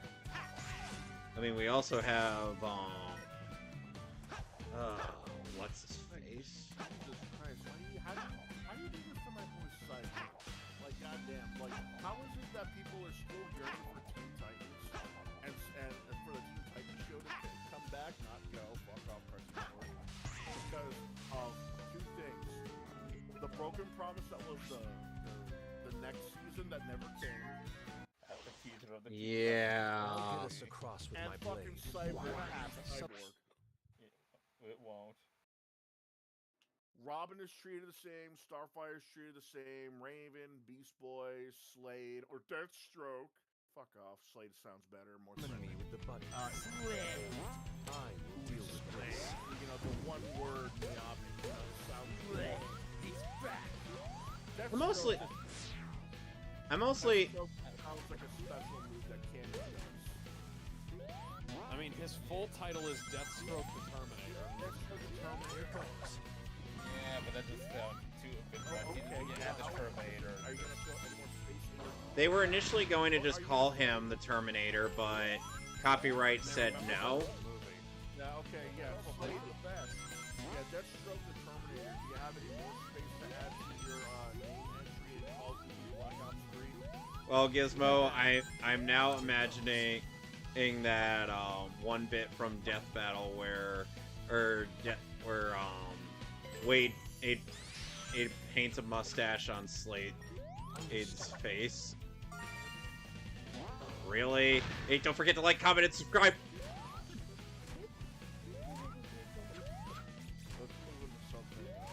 Yeah, I was supposed to go back to recapping Sonic 3. So yeah, after Team Sonic got their... Hang on, what was your thought, Ben? Oh, what was the Aquaman thing you wanted to say? Oh, yeah. Roger.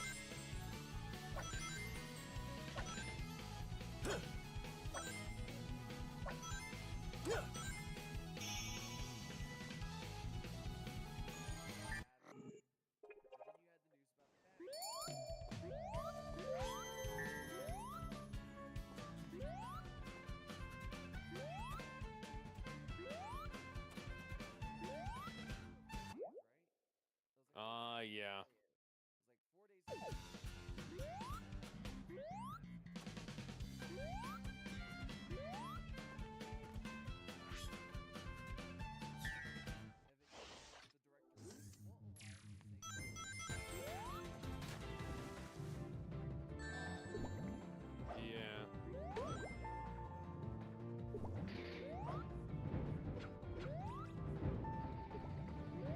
And not Sasha Kali.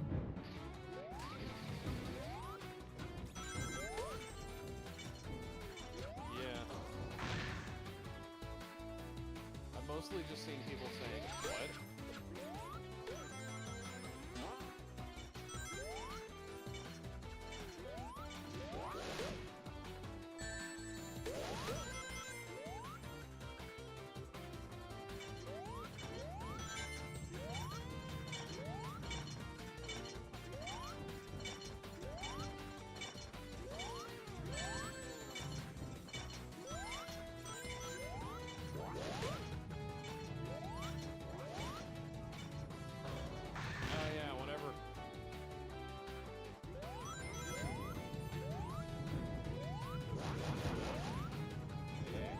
well, this game's terrible. How did you find out about it? Pornography. It's like Scout's dad is just showing him source filmmaker porn. Pictures? Yay! Yeah, not according to Rule 34.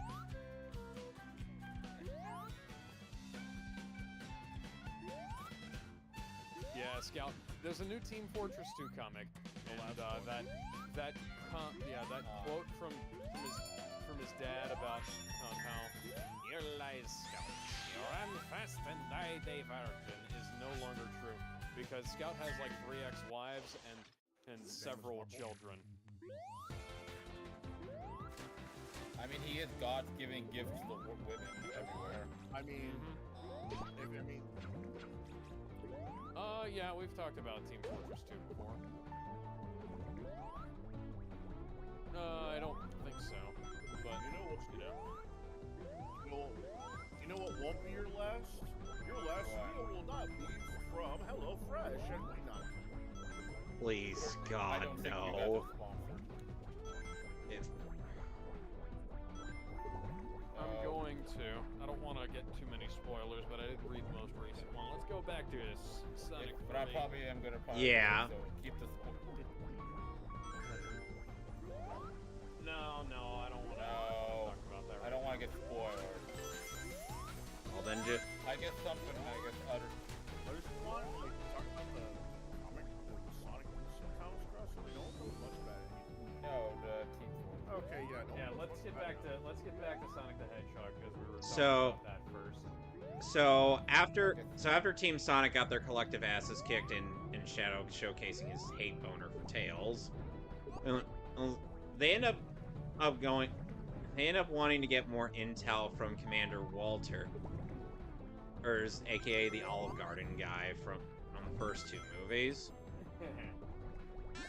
And so Walter's informed. So they end up meeting him at a Chow Garden. Yeah. And one of the guests there thinks that Tails is Detective Pikachu. Yeah, the trailer. Pika Pika. So The fact that it's singing probably well, considering the fact that that Detective Pikachu was the first video game movie to not suck in this current day and age. I said in this current day and age. Mortal Kombat. You forget that they remade. Yeah. Remake I'll admit, I'm Okay, with so you. first off, Remake Mortal Kombat came out after Detective Pikachu. No, it came before. Last section. No. Hold on, let me Mortal look Kombat at my Remake was in hold on. 2020. Hold on, I will Google it. Detective Pikachu came out pre-pandemic. Mortal Kombat was 20, during okay, so pandemic. the Mortal Kombat the remake was 22. Alex, before we go on, Rouge is about to demonstrate Eggman's robots being programmed with libido That piece of junk And robot again. is no match for my charms. on my end. Press the button if you want me. You leave this to me. Still on the damn challenge, aren't you? Yep. Here goes. 2009, yeah, Detective Pikachu came out. Sonic. Yeah. Anyway, That's lame. so And it didn't need a sequel.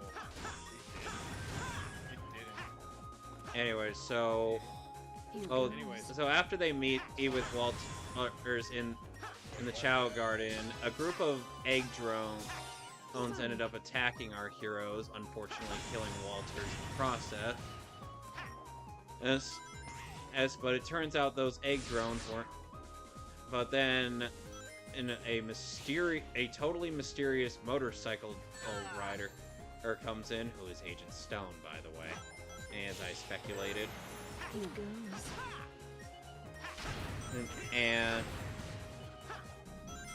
And Walters ends up entrusting Team Sonic with the keys to Leave this the to weapon, me. the weapon that you went and had been constructing for some time. Sonic. Yeah, say Leave gun. this to It's me. Fine. Fine. Sonic. Yes, Mom. Bro, everyone calls Leave it this gun. to I don't know me. what you're pronouncing it. Every letter of it. Here goes. Hey, Kridley, how are you? I get it. Eat your hot dog. Shit. You eat a hot dog. Leave Looks this like to it's me. in somewhere beside Tank. Anyone remember the boys mad at dog race? Yeah, the blue dog finally ended up I winning. remember how the blue dog could never win with the dog could never win the race. Leave this to me. Yeah, apparently the blue dog finally won the race without the use of glitches. It took 25 years. What happened? So, so Sonic and company end up leaving with the key to the weapon, and since apparently Walters didn't trust anybody but Sonic to handle it, and they end up running into Agent Stone, who reveals that Eggman is alive and quite chubby. Not the one behind Shadow's release either. Yeah. So I'm going So- to turn the So Eggman was watching video that of Spanish. Eggman playing drums on his belly into a gift as that Blu-ray comes out. It's coming out on digital stream. It's coming out on streaming services in January. That's Okay, kind of good. that's wrong. This film should be in theaters for at least 2 months. Well, anyway, I blame Hey. you.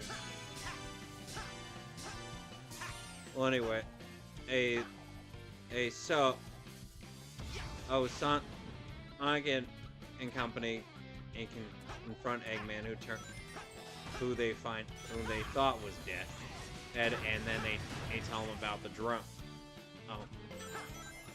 More specifically, Stone tells him about the drone.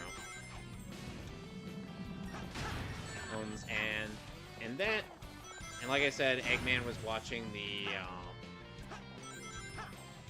telenovela.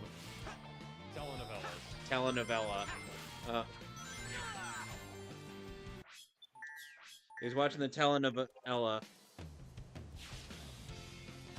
Oh, which, by the way, this show was actually featured briefly in the Knuckles TV series. Oh, I wonder. I was thinking I saw this stuff before. And so it's interesting to see elements from that series come back, and the Knuckles show did also reference into the origin of how Shadow was found inside of an asteroid, inside of a meteor, or that crash landed in Oklahoma, as opposed to being created by Gerald. Yeah. So I'm not too picky about that, but I will say, I mean, if we could have had a giant tentacle monster fall from outer space. I'm sad that we didn't. I mean, as much as we all, I don't know, we all think we love Shadow the Hedgehog the game. Yes. no. Yeah. I mean, No. I don't know. Oh, so I'm wrong for not liking a game with slippery as fuck controls That's Sonic. and needing to. It's Running also. Sonic Heroes engine. But Oh, and let's also not forget the fact that the game requires to beat the game like 10 fucking times. Just to beat it. Yeah, I think And there are 326 possible routes to go about beating it. GameCube. I didn't play the PlayStation 2 version. Okay, so How is that a skill issue when I've gotten mostly A ranks in every stage of the game? There's no S ranks! S ranks weren't implemented until Sonic 06. How is that a skill issue? A ranks are the best ranks you could get in the Sonic game up until Sonic 06. Alright, let me activate my moon jump for the day.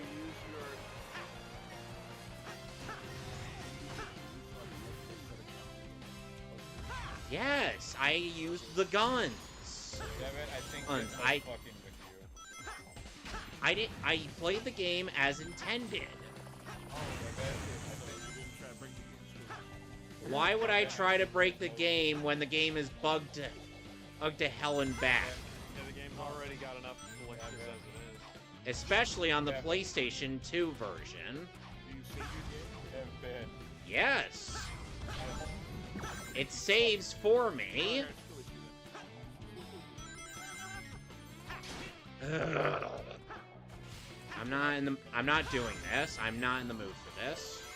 Alright, but can I, or if I can go, Anyway, I think that's a good idea. I would like to go back to recapping the good movie. Thank you very much.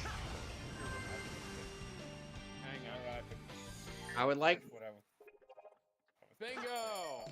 Bingo bongo! Eggman's dead. Except not. Yes. Anyway, so No, Kevin, let Sonic say what he's trying to say.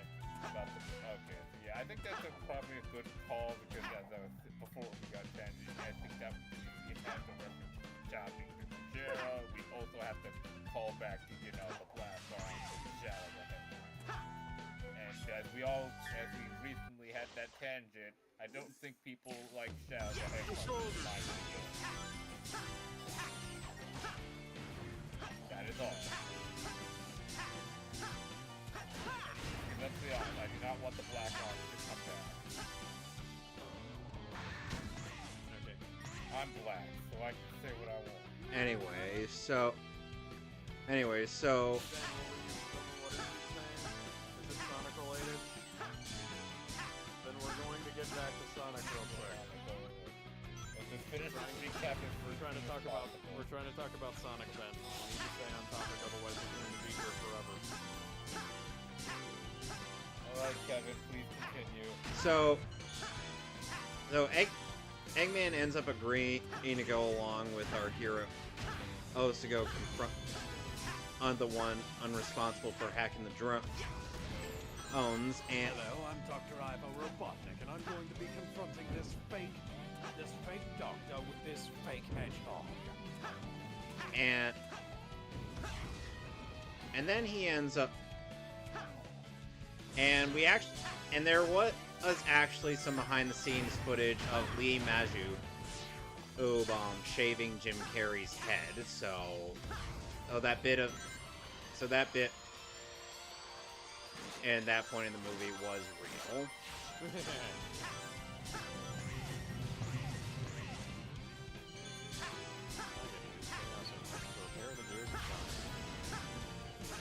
At the very least, it doesn't take that long to do that.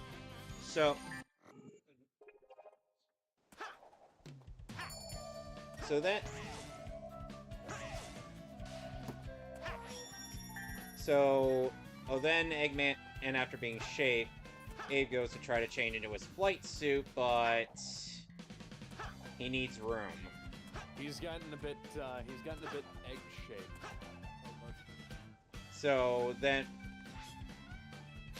after getting a bunch of material, including Agent Stone on the shirt. He rips the shirt right off of Stone's chest, too.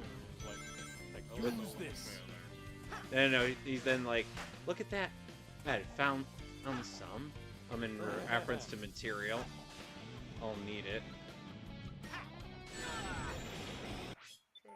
So they get to So meanwhile, Shadow ends up meeting up with Gerald out of the facility.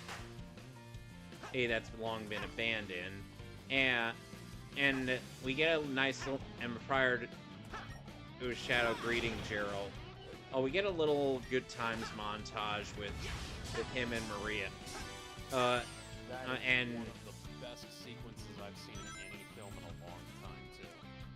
And Shadow, and part of the reason why Shadow ends up having in his bond with Maria was because out of everybody who has seen him outside of Gerald, only Maria had treated him as though he weren't some kind of alien monster. And they were watching a kaiju movie that happened to though it happened to be titled Beware the Alien Freak, which caused Shadow to feel something, it actually featured the Bio Lizard. Yeah, that was an interesting little thing.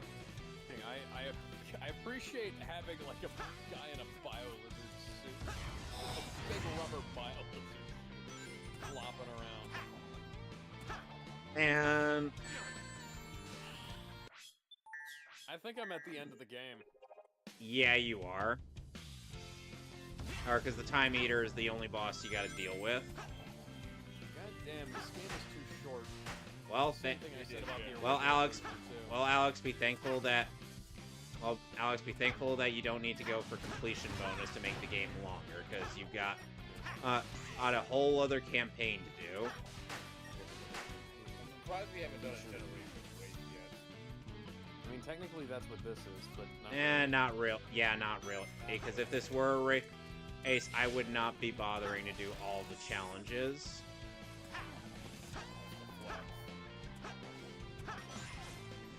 Oh, please. We're flashing back to Sonic Colors, a game nobody wants to remember. It's not bad. Alex just doesn't like it, period. You don't like it?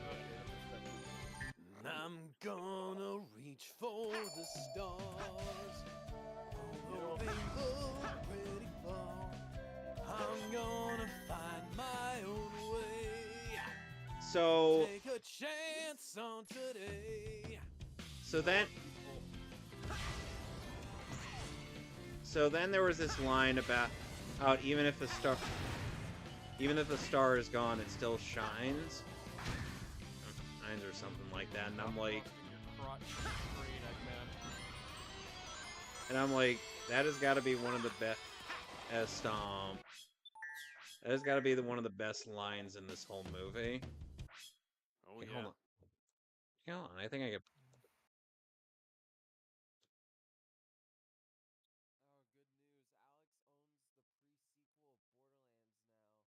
Yeah.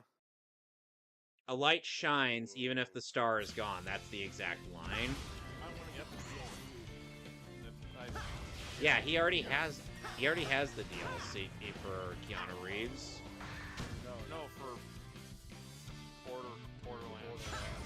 Yeah, Ben got me the Borderlands DLC for Christmas. Why would he do such a thing? Because he wants us to play it next year. I ain't playing that shit. No, you don't have to play it, but me, Rhino, and Gizmo, right?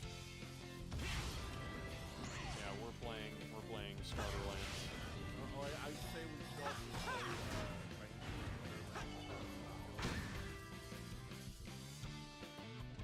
So. Yeah, I would good. So then after that little montage, we do find it. We find Gerald greeting Shadow. Oh, inside of the facility, as though that was his intention. In which, yes, it was. And Gerald is playing. Yep. I like how Gerald Robotnik is basically just Jim Carrey doing a slightly older version of his Charlton Heston impression from In Living Color.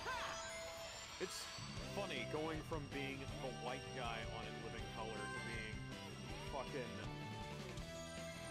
like one of the biggest stars in Hollywood is amazing.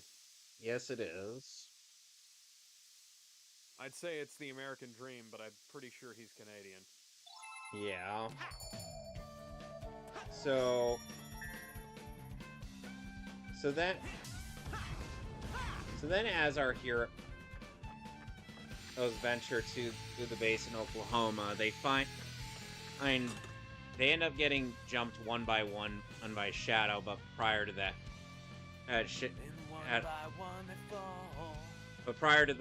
had Knuckles tried to be like, I'm not afraid of anything. Hey. And then But then they point out that Knuckles was quite scared of Casper, the friendly ghost of all things. There's no such thing as a friendly ghost. Hell, Shadow does a flat jump scare to Knuckles when he takes him out. Tails and Agent Stone have kind of a wholesome interaction, in which Stone actually is like, "You are adorable," and I'm like, "Yes, he is." Except for Shadow. Except for when he does. Except for when he does. He lost his soul. He needs to get it back. You could retitle this film "How Shadow Got His Roots Back." Yeah. So then, and Eggman meets up with Gerald, and the two of them also have a little exchange where they're like, "It's like we're looking in a mirror, as though we were two characters played by the same actor in a movie." I burst out fucking laughing. I was like, "Oh god, they're really taking that extra mile, aren't they?" We're going the distance, boys. I appreciate them willing to take something like that at the whole 9 yards, even if they didn't really have to. So our heroes are then captured. Eggman teams up with Gerald, and Shadow leaves behind a little device that turns into a miniature black hole that sucks in the entirety of the facility. Sonic uses one of Tails' warp rings to get out of there. Or via trick shot. Though. So then, and they decide to go, find Tom and Maddie, who have partnered quite a few interesting hobby. Is what within like the short time that Sonic, Tails, and Knuckles have been gone, onto the point where I'm like, how were you able to find spare time to do all of it? Yeah, the 3DS version of that fight is better. Wow. What? No, I'm just reminded of like, yeah, you're fucking right.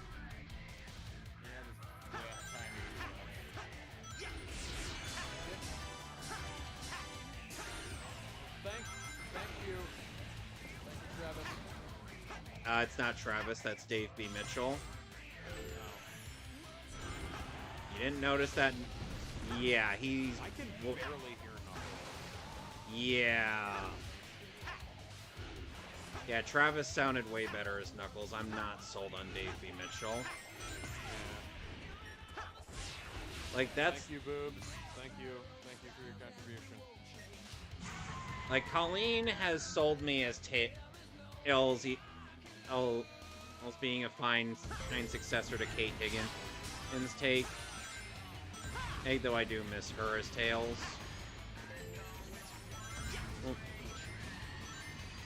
Well, now... Anyway, so Tom and Maddie and... and one of the hobbies has Tom literally building a puppet version of himself that Maddie hates. The ventriloquist's dummy version of himself. Yeah. I thought that thing was kind of funny, but I also wanted to punch it. Yeah. I'm trying to homing attack, guys! So... This is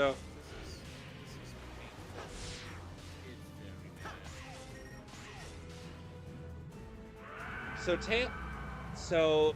They try to come up with a plan to infiltrate Gun HQ in order to get the other key to the Eclipse Cannon before Eggman could get it. And throughout the simulation... They do that by transforming Tom into Shamar Moore. Yes, and by turning Maddie into Rachel.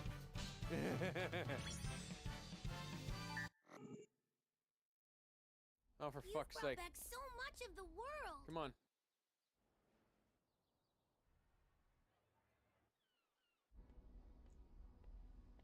Ah, there we go.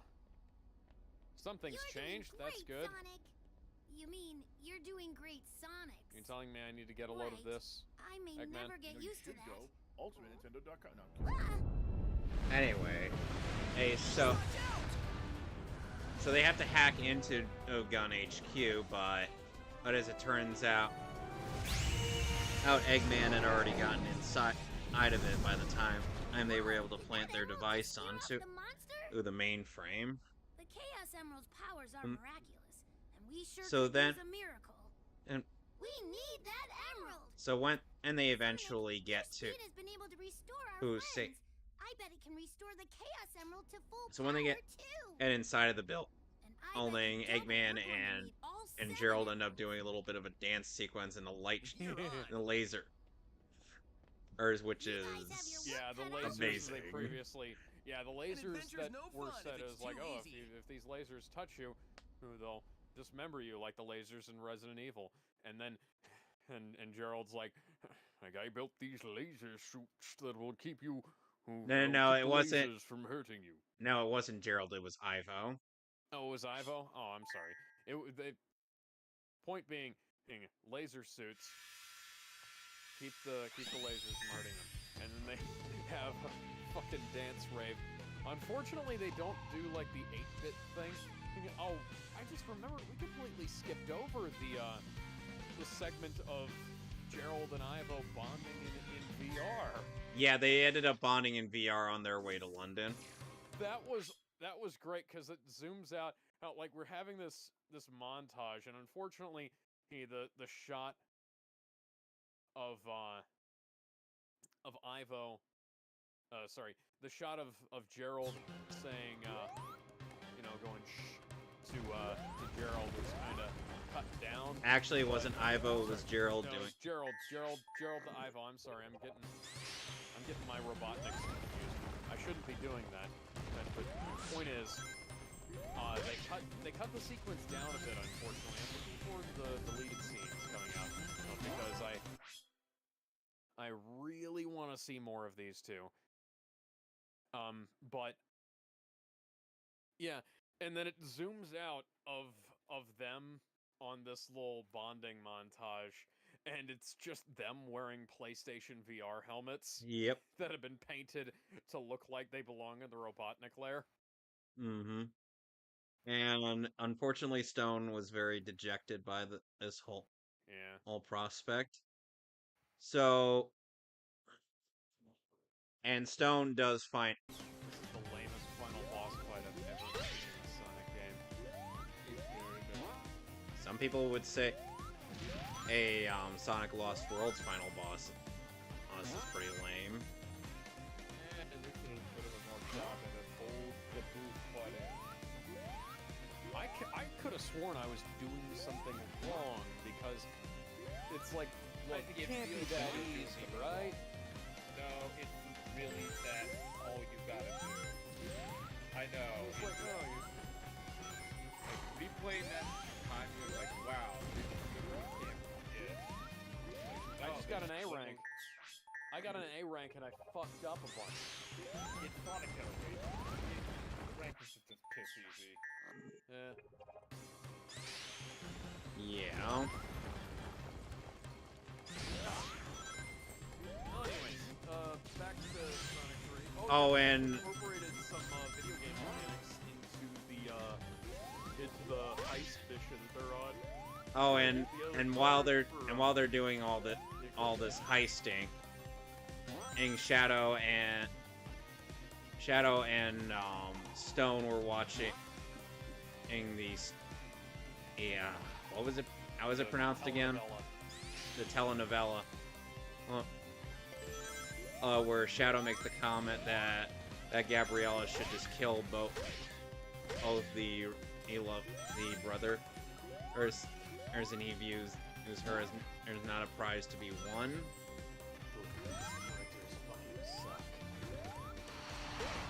which may or may not, somebody else, and now which may or may not end up referencing the, which may or may not end up referencing the infamous Shadow just loves Latinas meme. I wonder, you know, speaking of which, the Sonic movies do a better job of incorporating memes into the movies than James Gunn does. Just gonna put that out there. We're not gonna go on that tangent. So and it's through their viewing of this show and Shadow's dialogue about revenge, about destroying everything that leads Agent Stone to believe that Gerald may not have Ivo's best intentions.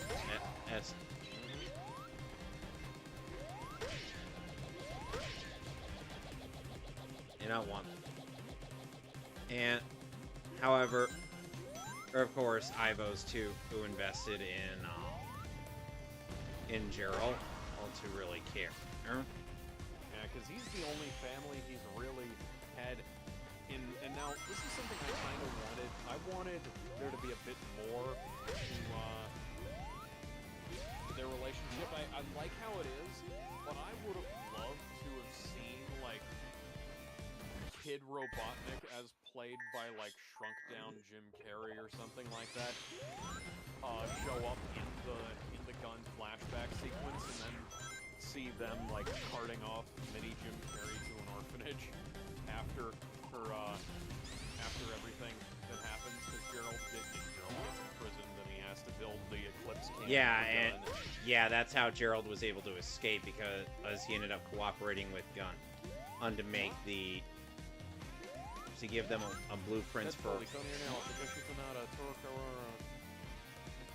So. Johnny Gioeli. Did they just not credit him because they didn't? Did they not credit him because he didn't? Special thanks to the guys from ESP Guitars. That's cool. And Zebrahead. Bowling for Soup. Special thanks to people who aren't Johnny Gioeli. Johnny Gioeli's not credited under musicians, even though he wrote and sang on several of the songs featured in this game. Okay. Yeah. So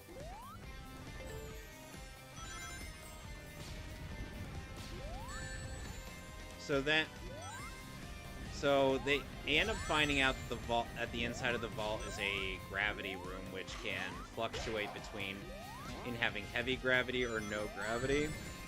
Yeah. Knuckles comes in to help our heroes because he was in case of emergency break glass tool. Well, in this heist scenario. And the glass that he's supposed to break is Big Ben. Yep. Big Ben.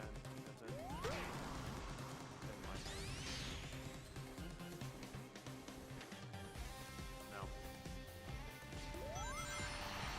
Anyway. Come on, I missed the jump! Keep going. Anyway. However, despite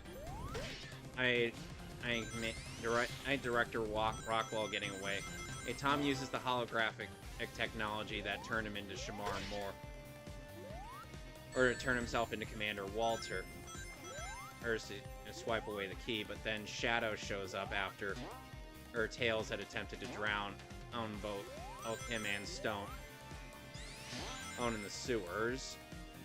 After he found out where they were operating in. Tails is not as innocent as some people think. Hi, I'm Tails the Fox. I'm gonna fucking kill you. Don't forget, this version of Tails has guns. I mean, Tails did rather die. Yep. Anyway, so Shadow ends up finding Tom, and mistakes him for Walter, since Tom still has the holographic tech up by the time Shadow shows up. So yeah, and Shadow does also have an immense hatred for his involvement in Maria's death. and Shadow hits Tom hard enough to knock him out and send him nearly on death's door. Needless to say, Sonic was not too pleased with this, and Shadow, instead of learning something from this, felt he needed to double down. Yeah, he Shadow he's like... Sonic asks him, "What did you do?" And Shadow responds, "What I had to." Yeah, it's like he's starting to consider the, you know, the issues with the things that are being done, but he's like, almost feels like he's too invested in where they are to really pick himself back up and look at where he is. Yeah. So then Sonic decides, it's because he feels responsible for Tom being in the bad state that he's in, and that he needs to use the Master Emerald's power to transform into Supersonic. But Knuckles tries to insist, "Look, you're not in the right state of mind. Calm down." But Sonic does not back down.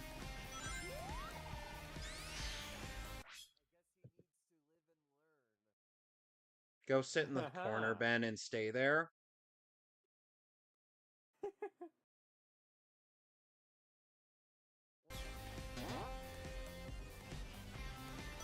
Seriously, stop.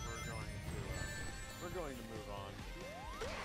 So then, and so while that's going on,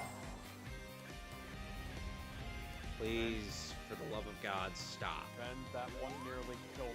I'm going to have to ask you to stop. Anyway,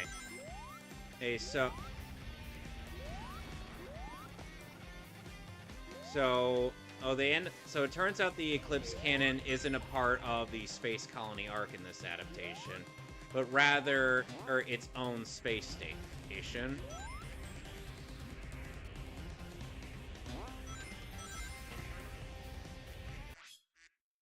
These credits are still fucking going. Yeah, it's a long one.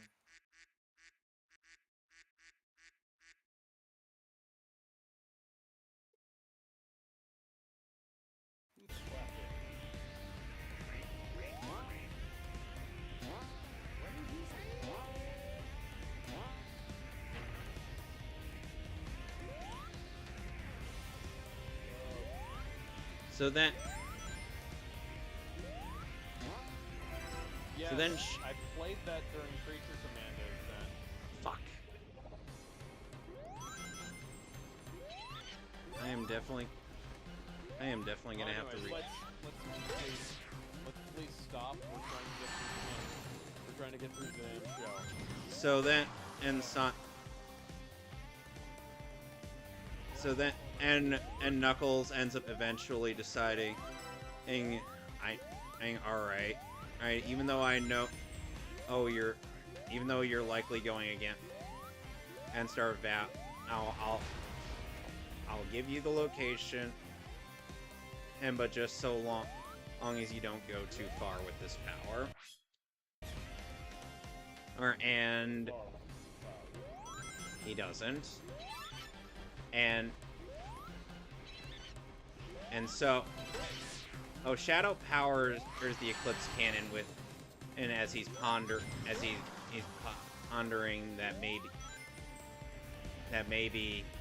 what he's doing might be wrong, but Gerald reminds him of the loss of Maria, which turns out Walters did try to stop from killing Maria and Gerald.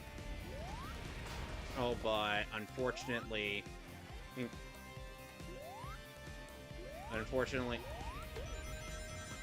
that didn't end up padding out too well, as they shot the Chaos Energy that Shadow had stockpiled. And it exploded. Killing Marie. You know? Yep. So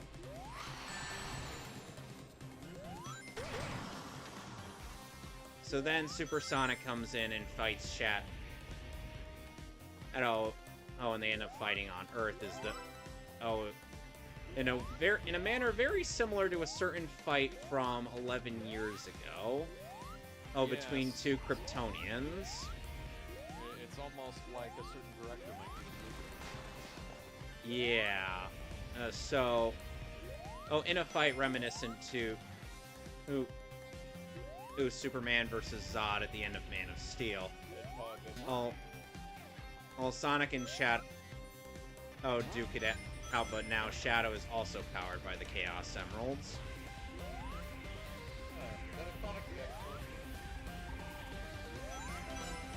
Sonic Adventure 2, right? Yeah. Probably.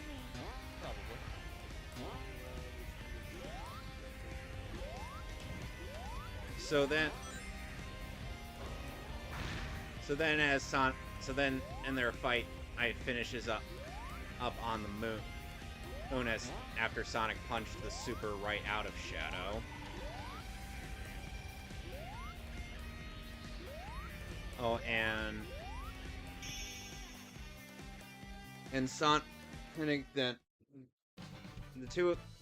And after Sonic realizes that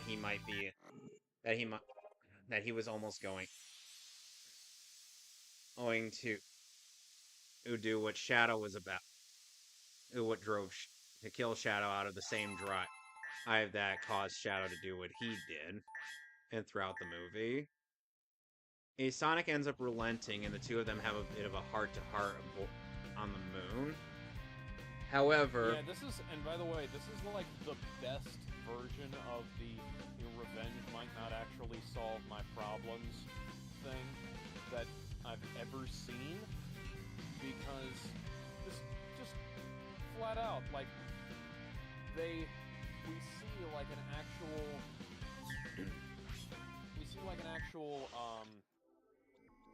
like visual representation of like the damage that these things have done to people, you know?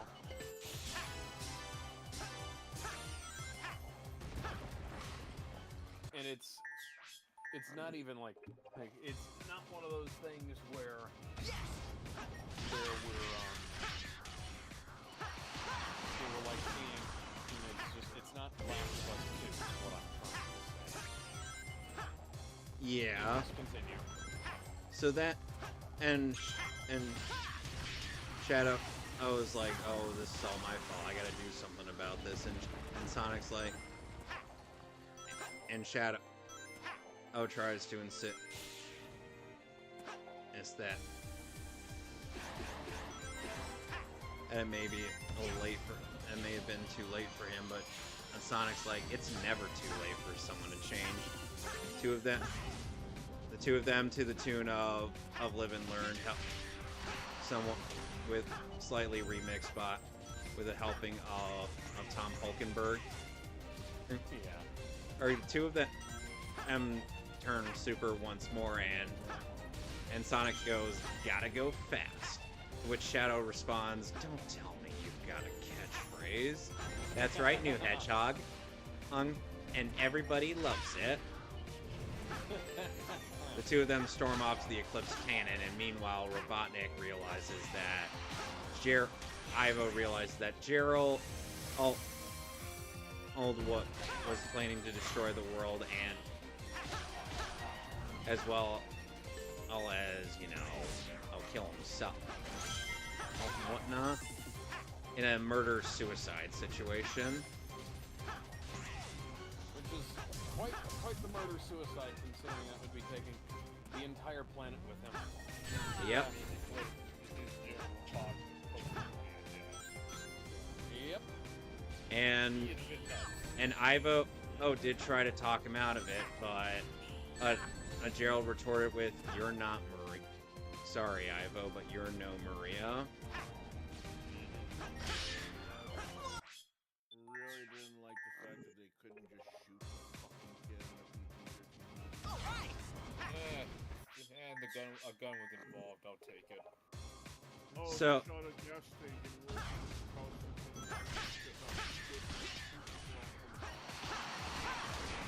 So then, and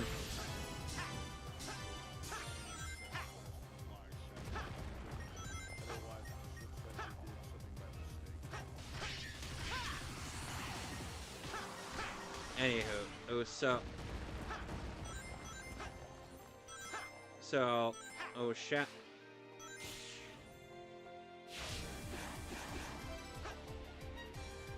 So and so while Ivo and Gerald are duking it out, especially with Nano Fist, that Eggman's like, oh, I haven't seen one of those since I hate watched Green Lantern.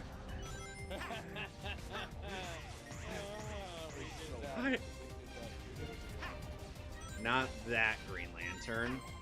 It was a much worse. Yep.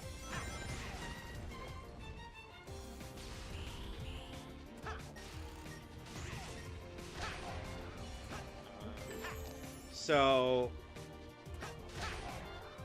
Shadow and Sonic are fighting off a bunch of gun robots while Eggman and Gerald are duking it out. Eventually Gerald was able to attempt pushing his son off the station, but then his grandson off the station, but then, and thanks to some untimely assistance from Tails and Knuckles, all the two of them, Gerald ended up being on the receiving end of becoming a bug zapper. Yeah, I also would like to mention that the Sonic the Hedgehog franchise has continued its habit of inexplicably having the characters being able to breathe in space, which is Yep. nice. Even in Not their water. normal forms, our heroes are able to breathe in space. Look, it's only water where they can't breathe. Unlike Mario, it's like the opposite. So as the Eclipse Cannon is firing, our here, Sonic and Shadow try to fend off the blast while Eggman and Tails and Knuckles try to redirect it elsewhere, and they were successful in redirecting it. They sliced the moon in half.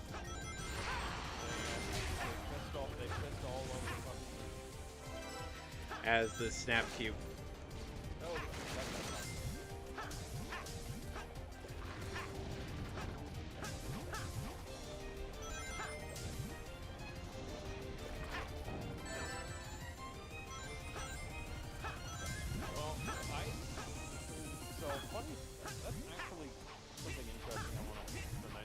Eggman still makes his announcement that he did in the But game. it's in a different context. That and it I'll was get so good. This is how you recontextual. You gotta go ahead. You can. So that, and after they were successful in redirecting the blast, as Sonic ends up falling to Earth, leaving it up to Tails and Knuckles to save him, and Shadow. I was wondering what's going on now. Even though they stopped onto the cannon, turns out how the reactor's going to overload with chaos energy.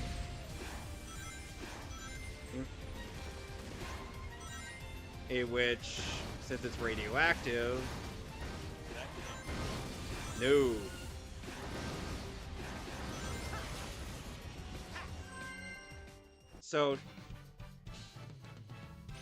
So then, in Shadow, taking off his limiter ring, tries to steer the colony on the Eclipse Cannon away from. While Eggman attempts to stabilize the reactor, and as he gives his little announcement to Agent Stone, who happens to be listening. As much as I dislike relying on Robotnik others, I'm gives grateful a little, for your aid. a little speech about how my like Yeah, he didn't really tough. Agent Stone was like the best friend he had, and it was really moving. And if this is the last, we see of Jim Carrey as Dr. Robotnik, god damn. Let me just say that both my mom and I were not all that convinced since. Well, yeah, I mean, he survived the last one, and I know Shadow's going to come back. Yeah, especially, and so the colony, the station explodes, but then.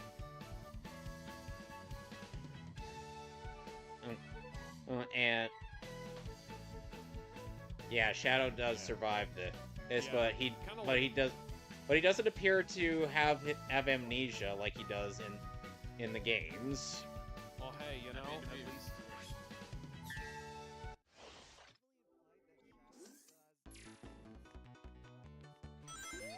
Interesting. So,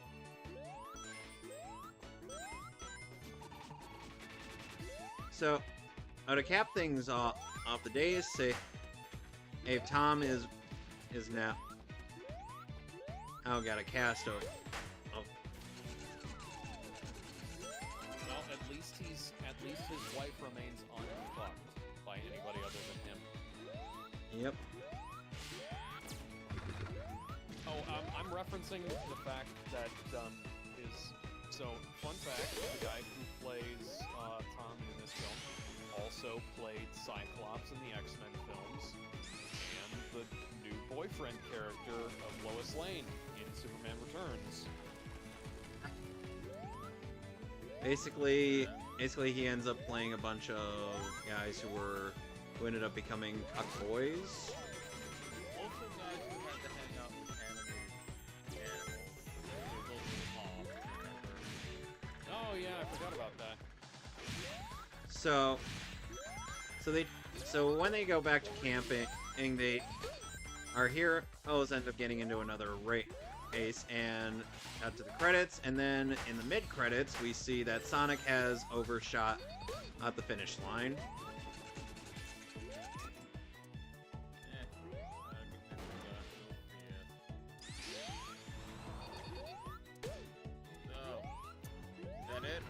Nope. Then we find out that Metal Sonic, that a horde of Metal Sonics ended up trying to attack Sonic, but then he's saved by the unlikely assistance of Amy Rhodes. And I will personally hunt down anybody who seriously tries to get Aquafina to play her in the next movie. You know who you are. Yep. So, but then, and the post-credits scene showcases that Shadow not only survived, but he ended up coming back to pick up his inhibitor ring. Because he took them off earlier. I mean, Shadow got those rings just Well, the whole point of the inhibitor ring is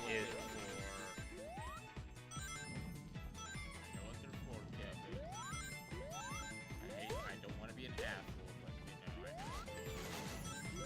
but right. Sorry if that sounded like being an ass. No, you're fine.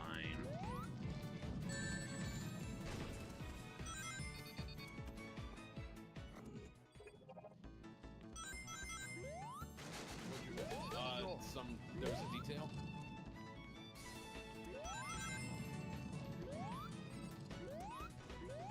Huh. No, they didn't. It's a cast.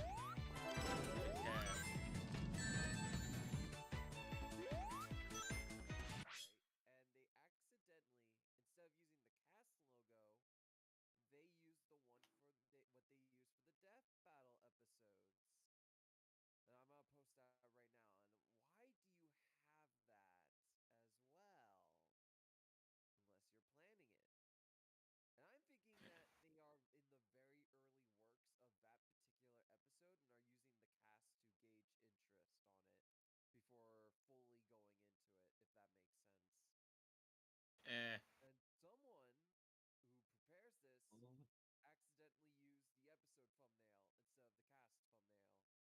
It's entirely possible that they just have like a bin of transparent images, and they just threw the wrong one on there by accident.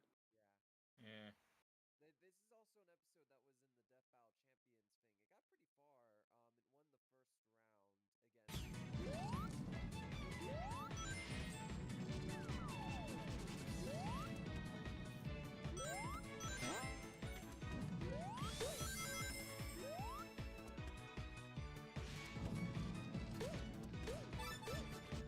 It won the first round against. Monokuma is from Danganronpa. Yeah, of course, that's based on the Assassination Classroom. Right.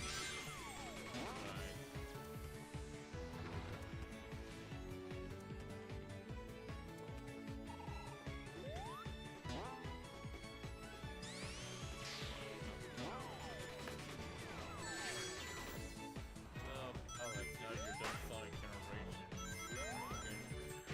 Alright. That's what I'm currently doing. Doing Shadow Generations. Yep.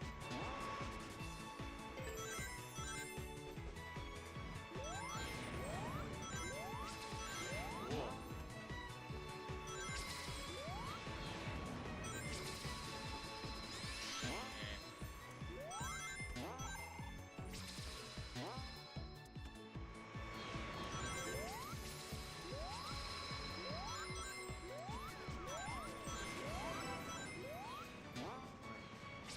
Take care. If I don't see you tomorrow, Happy New Year, man.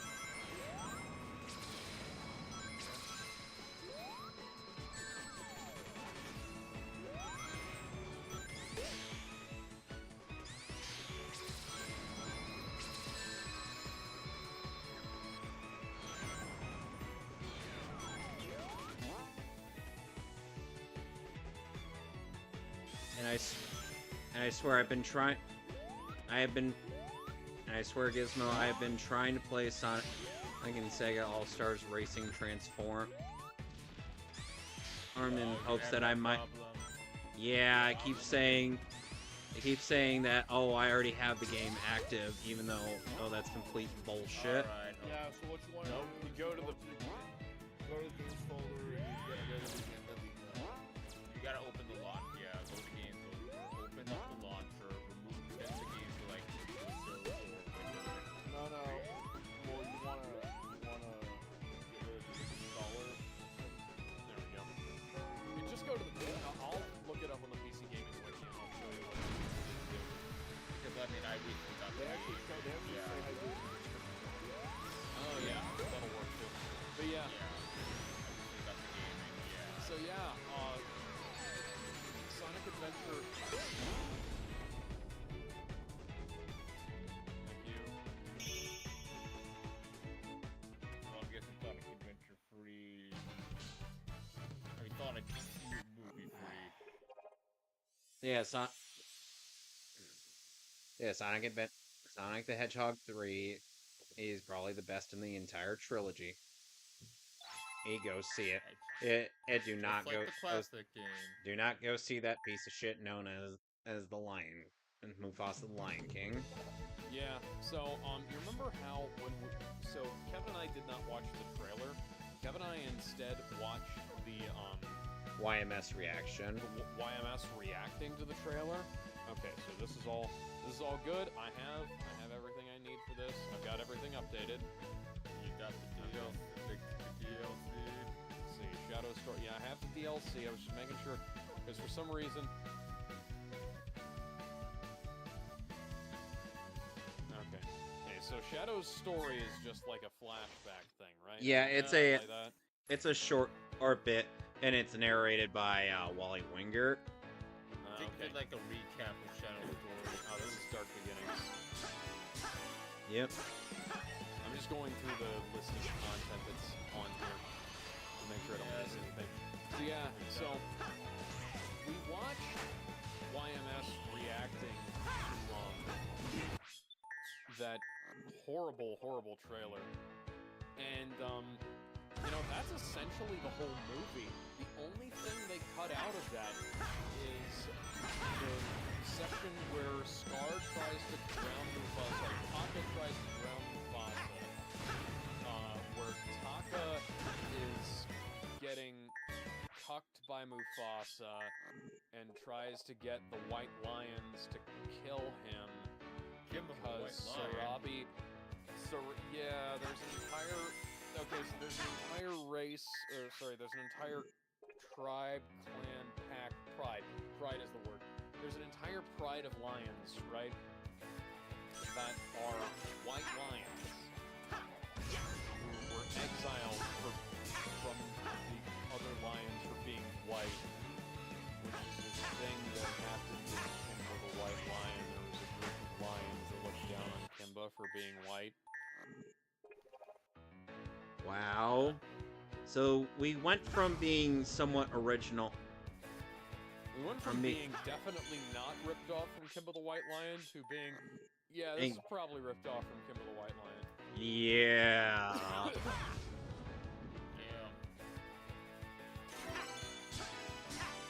It's very strange. And then, okay.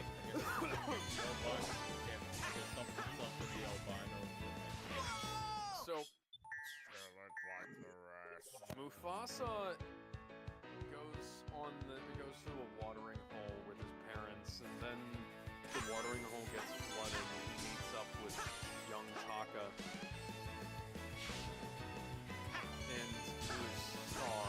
They tried to keep that from being a spoiler, but it is. Anybody who knows anything about anybody who knows anything about Lion King lore will already know this. Well, yes, but anyways, Taka is both a little too eager to embrace Mufasa as his brother, and also, like, kind of a dick in ways that make all of this kind of contradictory. Yeah. Granted, I know that he grows up to become Scar, but it's very strange. So Taka like chooses a race to Mufasa so that his parents will adopt him, and then excuse me, I'm pausing this because I have to go to the restroom real quick. But anyway, so the washroom first, man. And huh? Come back. Hold on. Well, I'll hold you.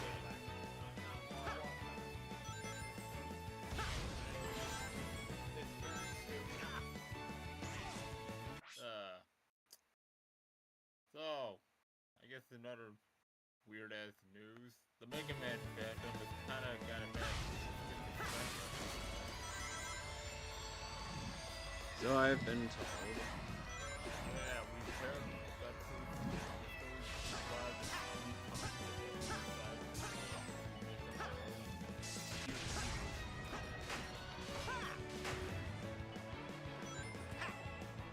yeah. Yeah, the next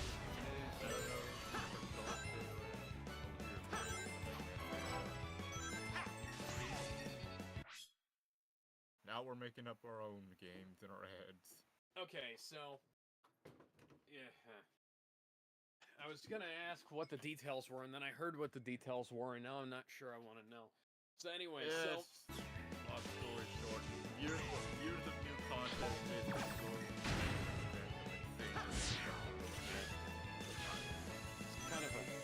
it's kind of a shame considering how neat that Mega Man episode of that weird ass TV show was.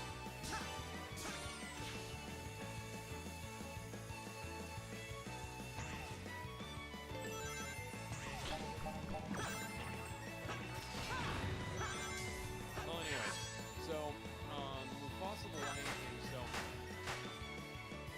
there's this really weird thing. Like the characters seem like they're like Mufasa and Taka become like friends real fucking quick, and then they have like this "Oh Brother, My Brother" song, and it's really weird.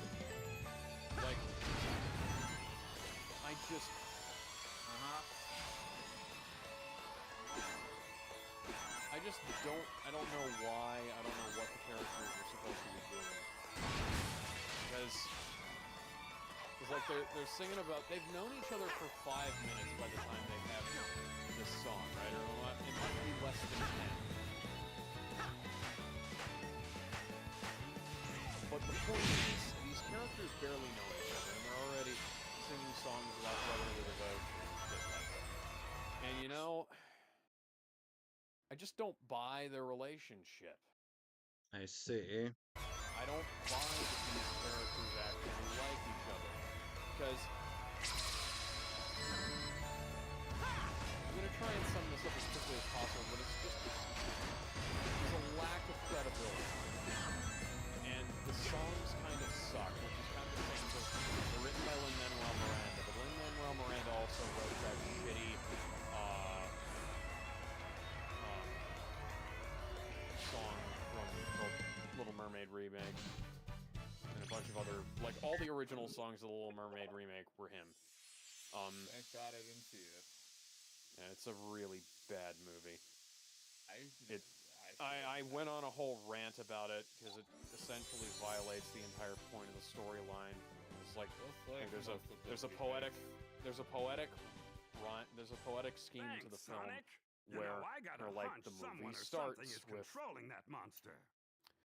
With her saving him, and then it ends with him saving her, and that kind of explains and contributes to their devotion to each other, Ariel and Prince Eric. And they're I love those characters. They're great. Fucked them up. Anyways, I just like to comment how the Starfields in this game are far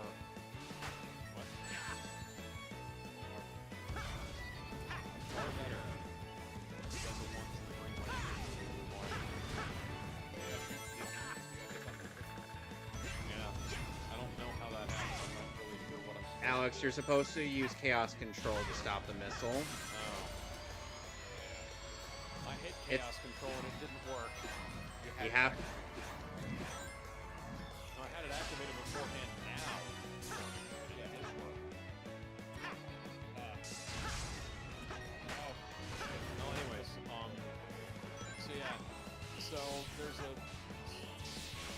Sarabi is, like, supposed to... Sarabi is also a stray, right? Like, this whole film is just about, is essentially just Scar, Taka, picking up strays. And then after all of the... Let's call it gold, man, we all know. After they get done with the stupid plot with the white lines,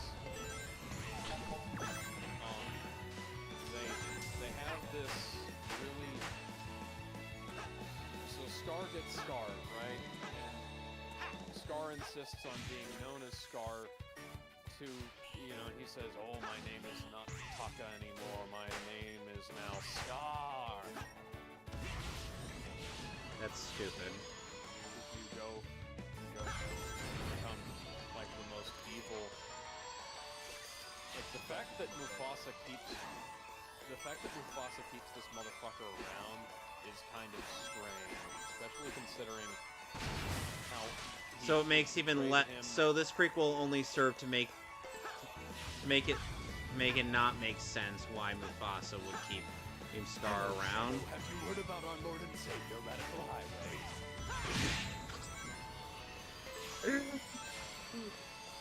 Habib. So as I've said regarding the voice cast in the Shadow portion of this game, Black Doom is voiced by Ben Diskin, not Sean Schemmel. Yes, he did. When you first said that to me, I thought you said Ben Schwartz, and I was like they have Sonic from the movies voicing. God damn it, Shadow. I want it on the record that I didn't tell him to do that. I just hit the boost button and he clipped through the damn highway. I mean, by the way, make sure you attack Black too, because you can't actually move Black too. And you have to make quick decisions again. There we go. All right, now I'm on Planet Wisp. The Hooray, longest the worst stage level for. in the game. Yep, the worst level in the game for Classic Sonic. Yeah. That is a really long fucking level. Actually, all of them at the end of there are kind of long. That is modern Sonic era for you. Oh god damn, that was my fault. Lucky not Eggman Land. Nothing will ever be as long or hard as Eggman Land. Although I have to say, Planet Giggity. Wisp does look prettier in the on the PS5 version than it does on the PS3 Xbox. Yeah. It's I mean, really gotta give- amazing how good Shadow Generations looks. Like Sonic Generations looks really good in this game, but Shadow Generations looks fucking amazing, which is outstanding for what is essentially a bonus sequence. They went way too hard up this for good.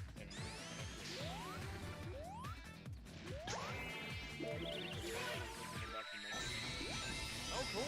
Really? Are they going to interview Jack Thompson? Oh, dude, they better. They got, you know what's funny is that one of the guys they got was Uwe Boll. Oh, nice. That fucking nut. Yeah, they're literally doing the entire. They're literally they're doing a documentary on everything Postal from the.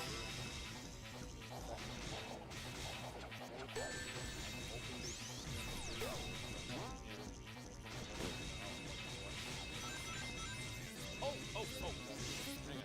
Before I forget, we actually see the formation of Pride Rock due to a flood in this film. And, you know, I didn't need to see any of this. Frankly, I didn't need to see it at all. I don't fucking care. I don't care about Pride Rock. I mean, I care about Pride Rock in terms of, like, its location.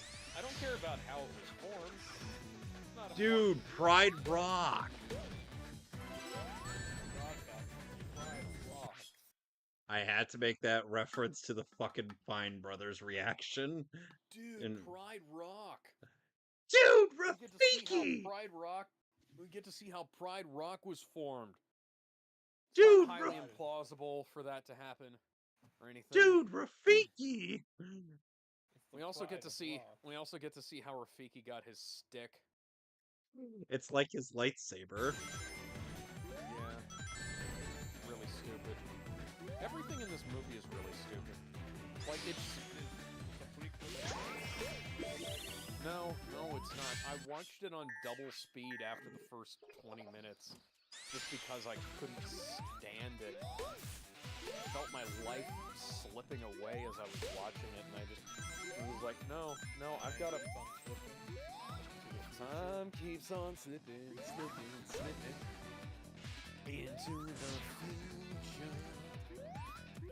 Yeah, I just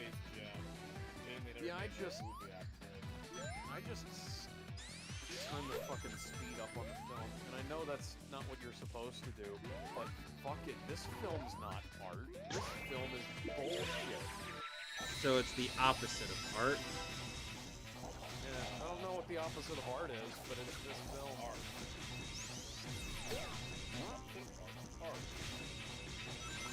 Draw. The opposite of art is draw. I guess I don't know. Paint dry.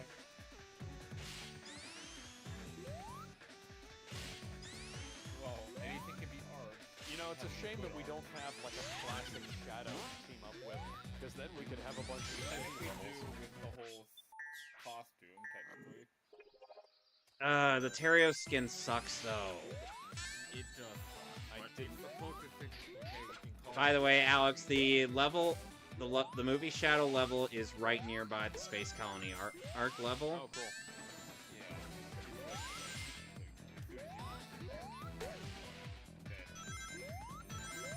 God, this looks so fucking good. So yeah, the Void is essentially like the Sonic Frontier's overworld.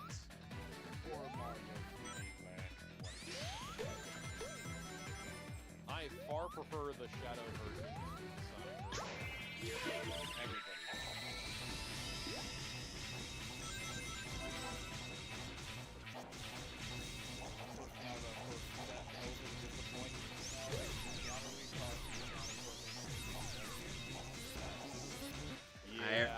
I already told him that. Yeah.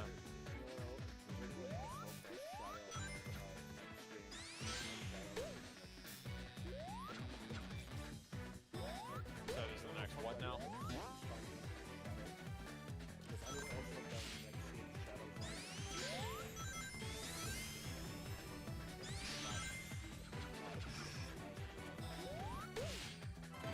That would actually be neat. Of course, it could also be a reference to that shitty fanfic I wrote. I mean, wasn't there like a Persona 5 forces, so it could happen. Shadow in the sea. There was the Final Fantasy Sonic reference in Frontiers. I wouldn't really say. I mean, it's not a very. Yeah, it's more. Yeah, I feel like they were more referencing Sonic and the Black Knight at that point. Yeah, you could also say that. Rest in peace. No! Shadow! No! Shadow! No! Shadow! Speaking of creators, I'm trying to get the blue thing. Speaking of creators, did you hear that the voice of Duke Nukem wants to buy the rights to the character? John St. John is. John St. John would do a better job with it than the fuckers over at fucking what you call it? Who are the guy at Gearbox and the fuckers over at Gearbox? They're Not a fan of John St. John at this point in time. No one's a fan of him politics-wise or. It's just. It's not even just a. Well, maybe not all the time. No one likes his politics.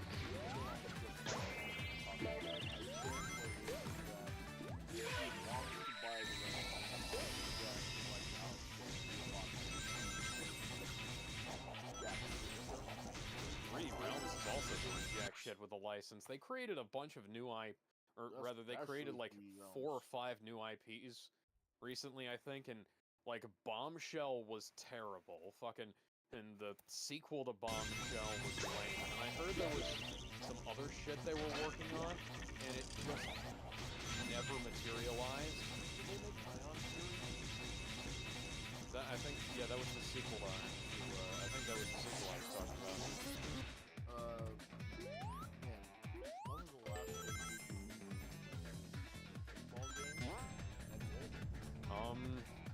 yeah, probably would have been, Atomic Edition, Duke Nukem Atomic Edition Remastered. That's a good one.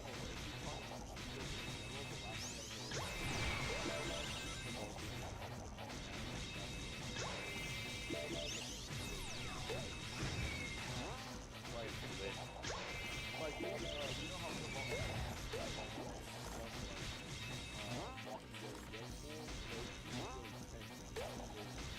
can you see now Pinball M has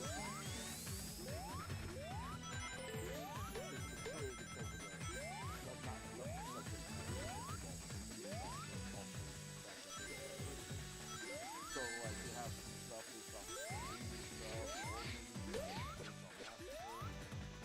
and like I said, they just released the Pinball. So it's the last thing we got.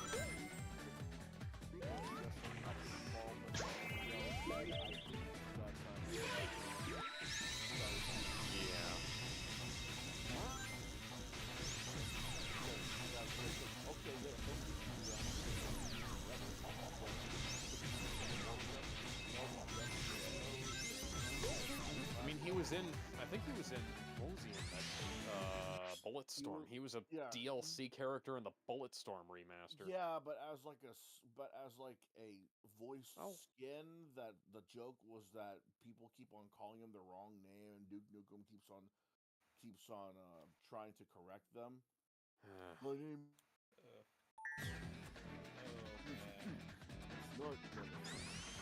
It's infamous. It's infamous action hero Dick Pickup. Honestly, I find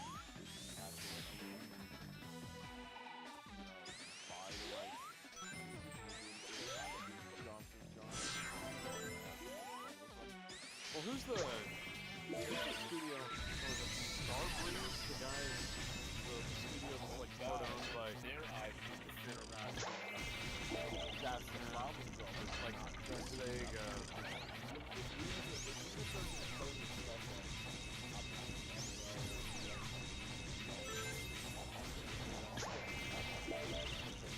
I will take it to my life.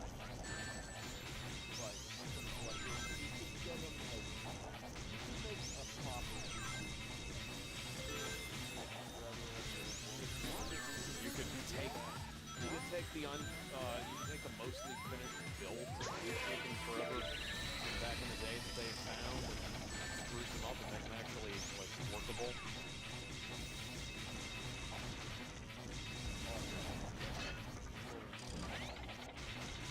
Know what you could do?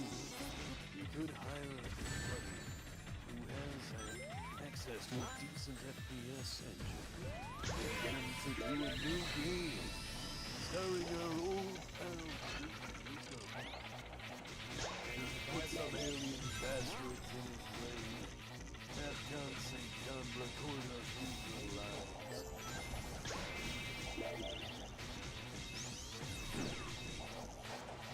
Having be a DLC character in a Doom game.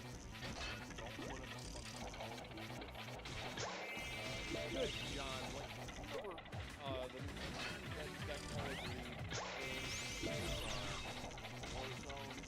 Warzone? Yeah, the Warzone shit where they had a Homelander and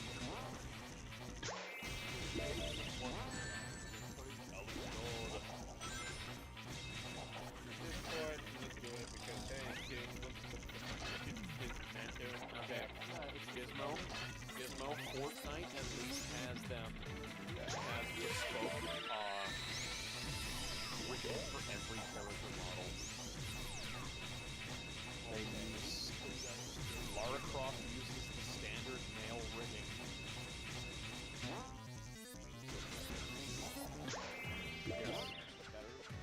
Yes, I do. Because guess what?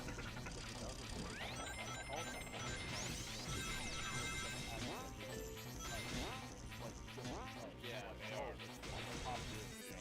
Oh yeah, no, but the characters at least have effort put into them. The look is right, the fucking animation is right, the rigging is right, the textures are right.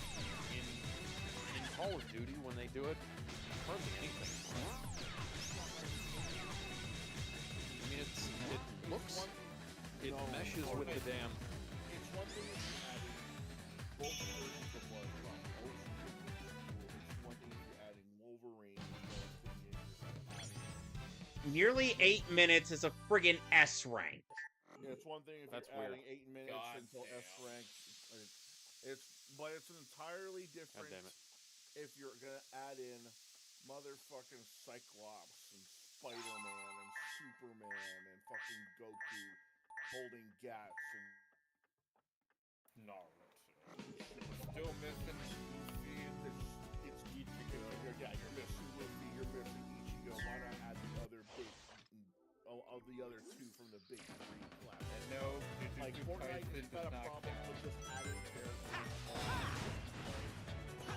Just like why? Why? You know what it is? Robot Chicken. You know how have done like, worse. I know, not like getting like. Robot Chicken. You know that one Family Guy in their shorts because they have jokes to tell. No, it's like, you know how that one Family Guy get a Robot Chicken? God. Guys, I'm back in that level. I'm back in that level of fucking hating Sonic Heroes. What level? Oh, Rail Canyon? I'm back in Rail Canyon.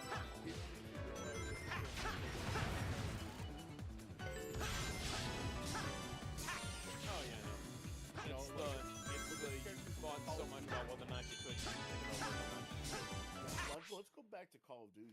second. Like, look at the characters they're adding in. They got Lara Croft.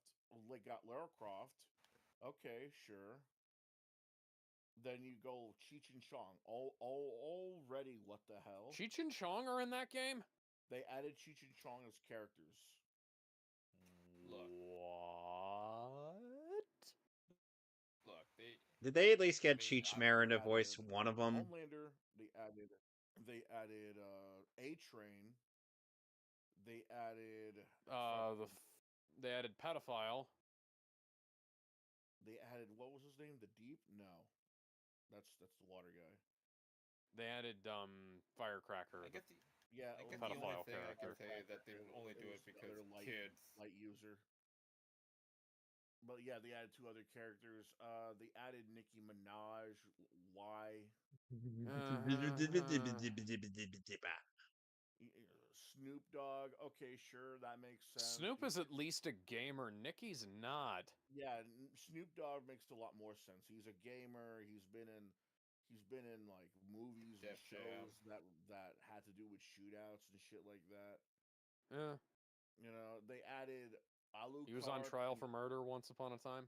They added Alucard from Hellsing again. Alucard. Why? Alucard makes a slight bit of more sense than Nicki fucking Minaj does, because at least Alucard uses fucking guns. This is why I don't like a lot.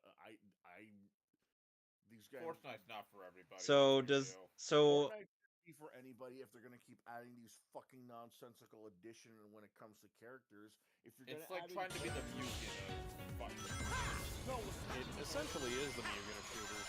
No, You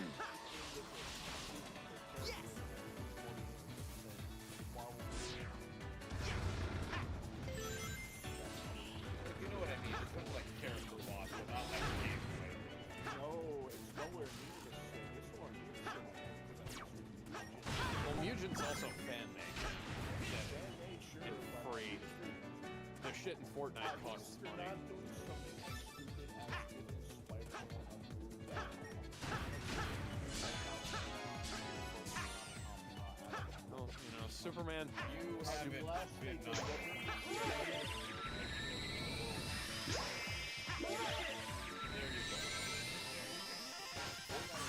Don't you patronize me.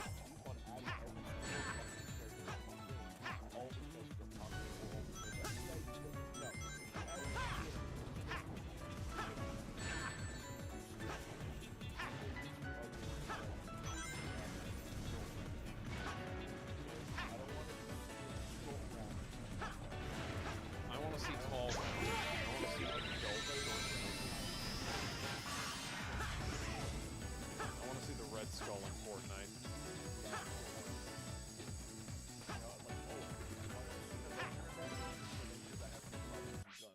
I'm talking Captain America. Captain America. Dan Ketch, the second Ghost Rider. Oh yeah, that's right. Ryu and Streets is in there as well. Yeah, if you're gonna add what is this Streets that you got? If you're gonna add in a Street Fighter character in there, make sure it's guys who actually will use a gun. I've heard of Street Fighter, but I've never heard of Streets. Yeah, what is Streets? Colonel Guile, fucking Interpol agent, and Chun-Li. Maybe M. Bison. Maybe M. Bison, but that's just like a stretch. Before the fighter, we had the Streets. Rolento.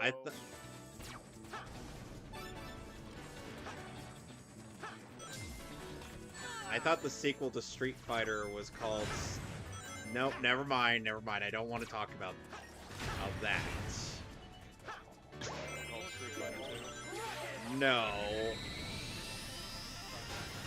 No, it's a weird parody video of that I saw a while back. It's... Okay, so let me just give it to you straight. The video is essentially a Guile and Crimson Viper from Street Fighter 4 going to town on each other. Okay. And M. Bison and Vega are just watching. They shouldn't piss on each other. Yes, Gizmo knows exactly what I'm talking about. Why are you trying to make them like it's I just didn't know about It's called. Unfortunately, the parody is called Skeet Fighter.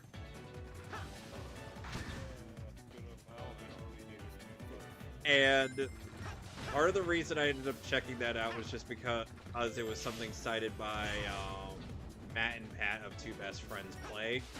Because they were like, as people were thinking, were they saying, oh yeah, girl, just because of Skeet Fighter?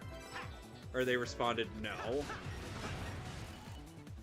But then that caused so many people, including myself, to check out Skeet Fighter.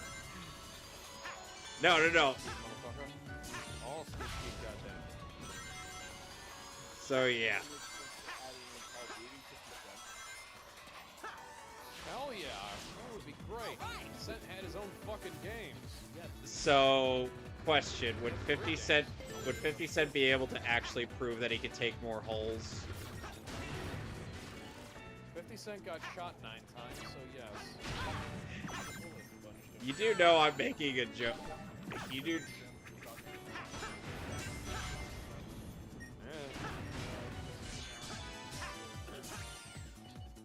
Okay. So, was there any other weird parody videos related to Street Fighter we'd like to discuss? Because I've got plenty.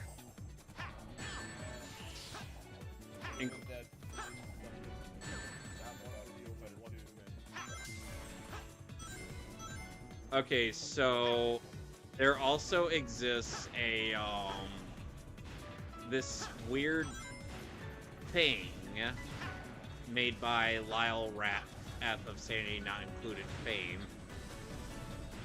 and whatnot called Street Fighter Chode. Do not ask me why it's named after a penis.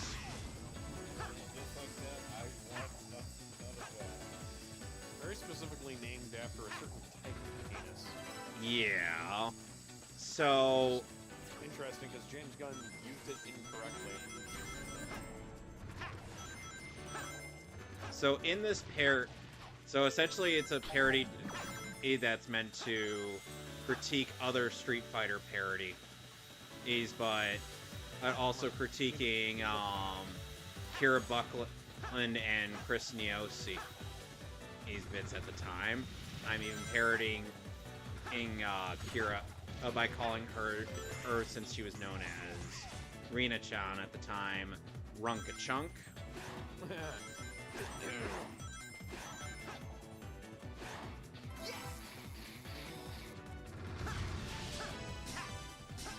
It was very, very strange. Well, that's the internet for you.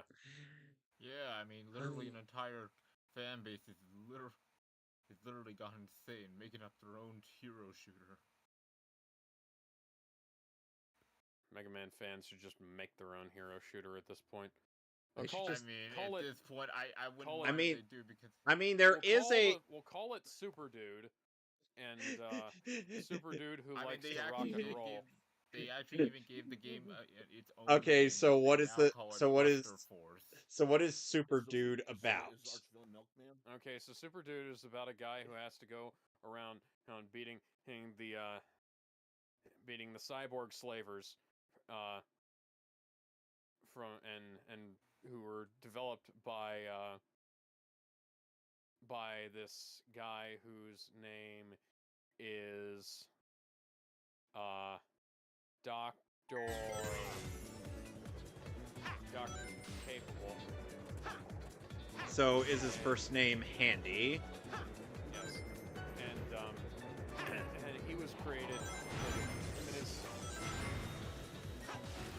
Him and his sister, Cool Girl, were created by Dr. Dark. What does Dr. Dark do? Dr. Dark creates robots.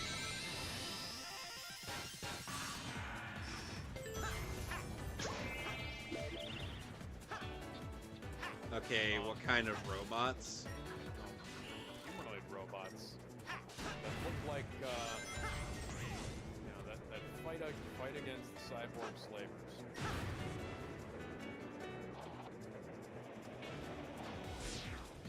And then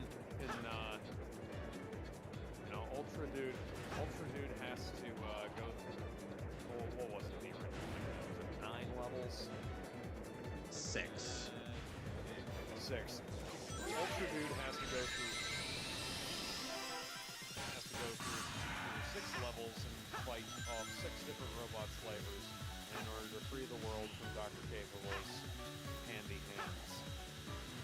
So he's not a disabled person. He's just very handsy. Yes. So Alex, how do you feel about Modern Planet Wisp, this remix? You know, I think it's better than it was. A lot of people. Classic Sonic's version is exactly like Sonic Colors. No, it's not. It's exactly like 2.5D Sonic Colors. Alright, Minus the boost. Alright, I'm fine. I'll accept that much. Did Sonic Can we all Colors like kill your dog, fuck your dad, and crash But your at least car? thought- Man? at What least is the this? DS Yes, version it did. was Sonic Colors killed my parents. You killed your grandma? Yeah. Yeah, Alex has this massive irrational hate boner for Sonic Colors. Oh no, it's perfectly so, like, you do rational. hot dogs. It's a perfectly rational hatred. Can you not do that, That please? bad. Hot dogs. It's a perfectly I rational. I am hatred asking of you Sonic very Colors. nicely to please stop teasing me with that. I don't get it. It's something about hot dogs. It's Shadow because Part 1. it's because I simply don't like hot He dogs. has Got a one gun? hot dog and he That's no, it's fine. screw. Hot dogs are gross. That's fine. I mean, I don't even like cake, so What? I can't do it. Yeah, I don't like sweets. I just don't like cake.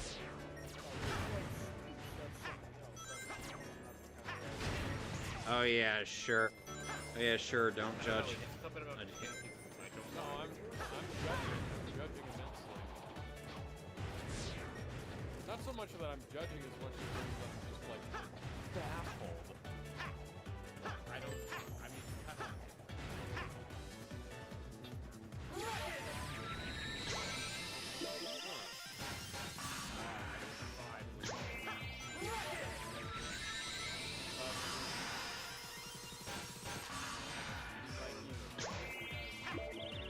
Dude, please just stop.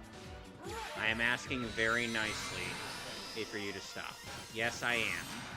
Did I not say the word please?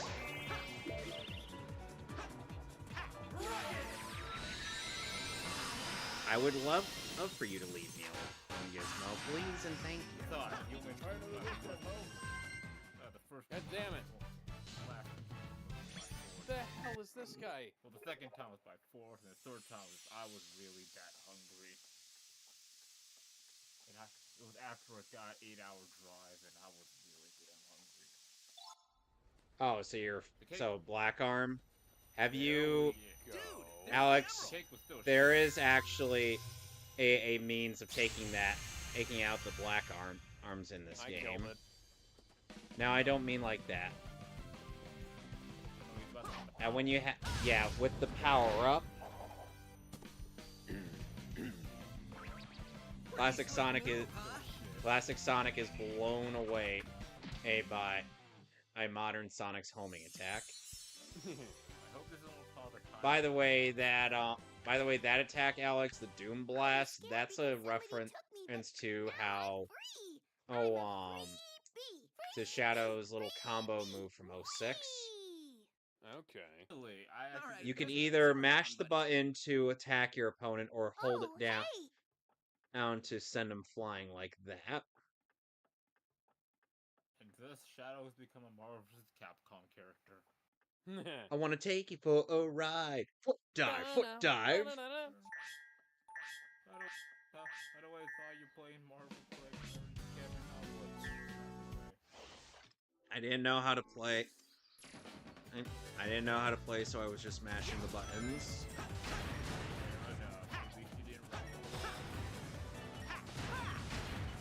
I was playing Spooderman and Captain America in Marvel vs. Capcom 1.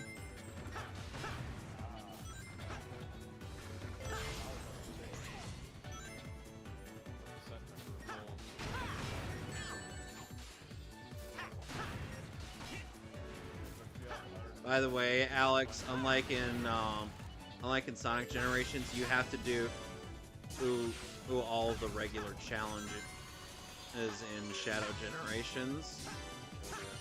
Have fun. There are 2 challenges per act, so thankfully you won't be there for long.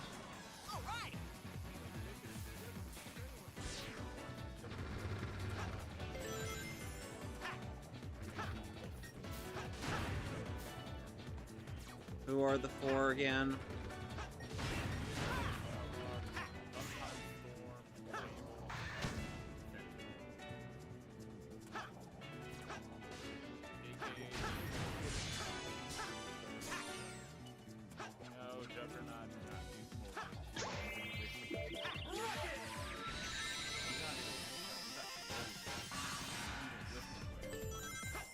So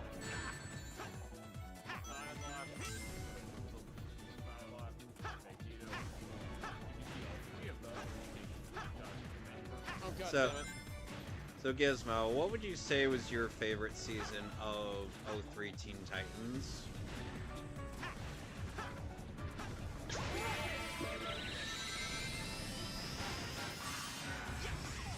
I didn't, so just the whole show in general.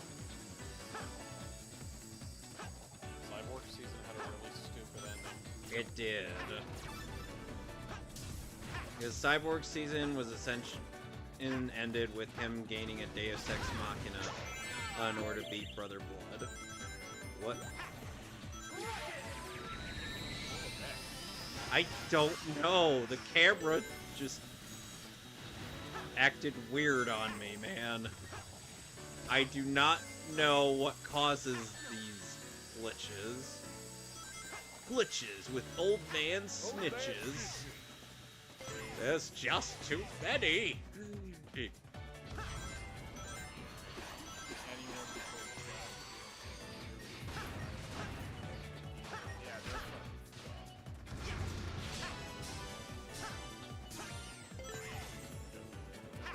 Well, what about Feel My Magic Blast?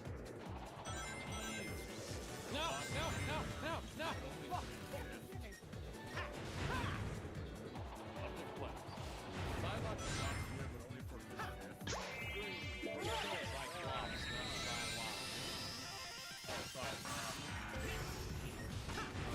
I thought Psylocke was top tier because she could force Shumago Wrath to submit.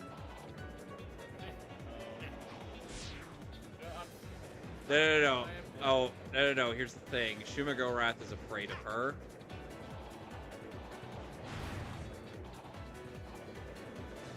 Why do you have to throw me?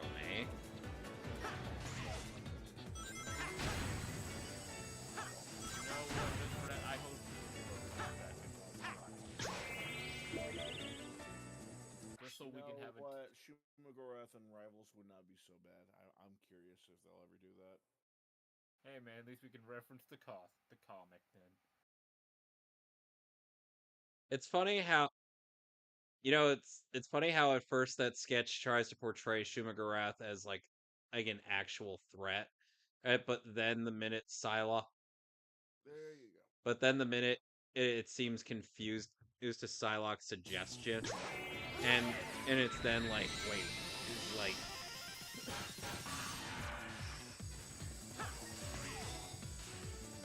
He's then just like, wait, what did you say, Hey?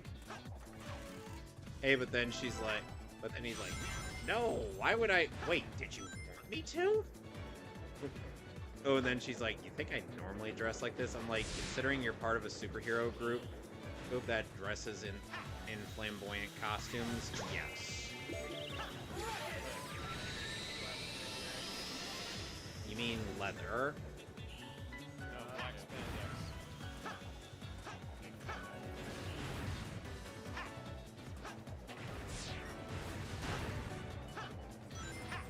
Do I look like I watch Disney Plus's stuff? Exactly. I don't have an account, nor am I interested. Neither did I. I went to Pilot. And that makes makes me interested in it, how or why. We'll do a blind spot.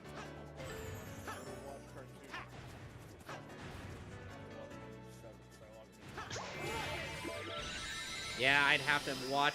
Yeah, but that's the problem. I'd have to watch the original cartoon in order to get some of the points made in '97. Yeah, it's the original cartoon is well worth watching. I know that, but I'm just saying. And there's parts of the '97 show that don't require something other than NTAS in order to understand, but there are some stuff that do require TAS. And there's some stuff in there that you won't get if you exclusively have watched TAS. Yeah. Well, like the fucking joke about like nope. The black leather versus the black the black leather joke isn't gonna make any sense unless you've seen X-Men 1. Yeah, that's exactly my point. And do you know that they're going for fucking yellow leather suits in the new season? Good. No, they're like they have like the black and yellow leather suits from the fucking. No, the ones like the ones they had in fucking Dark Phoenix. Yeah. No, the movie. These costumes suck, dude. Kevin, why are you buying live? I don't know. I was going through the skills shop. The Dark Phoenix. Fair Do enough, you like the I costumes of the Dark Phoenix movie? Oh, the Dark Phoenix movie. Yes. Oh, you thought it was Dark Hey, I don't like this costume. I don't know why. Yeah. I don't like those uniforms at all. I like Emma Frost's uniform, which is just her. I mean, Emma Frost is in the movies, but she's not in any specific kind of outfit. Oh, you're talking about No, like the costumes you see in the Dark Phoenix movie are all have big yellow axes.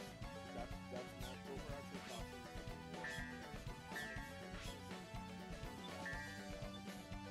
Yeah, I know about that.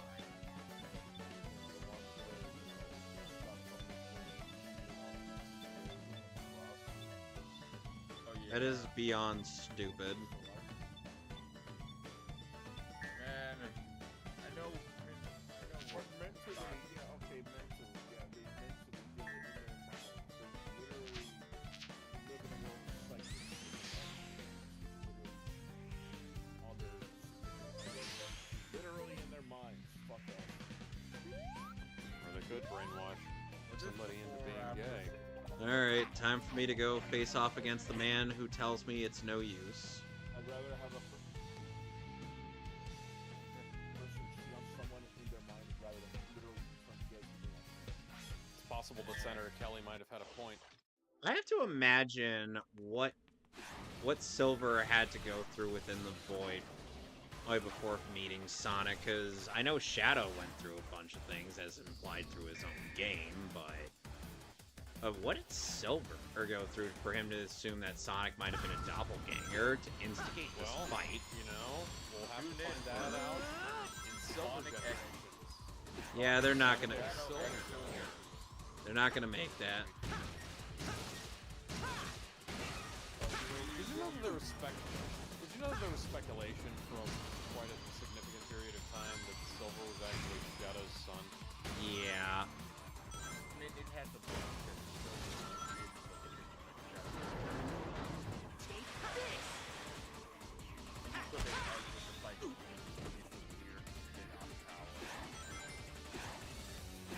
And I think Archie Silver was essentially the Inspector Javert heir to some of the characters, because he was just... And also the fact that you could basically Yep. always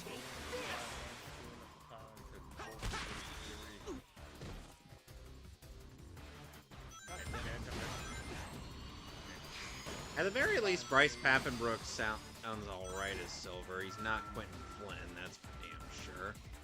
Give up!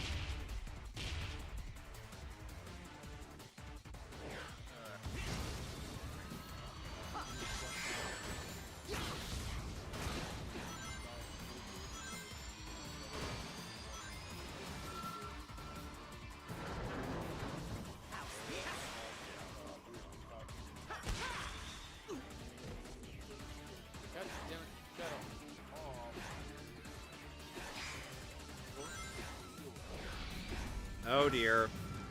Any relation to Joey? Meteor smash!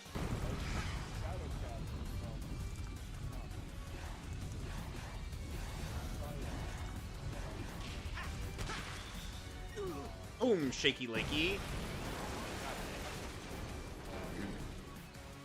Sunrun Kagura. Okay. Carrie Ann Cannon from Tales from the Crypt.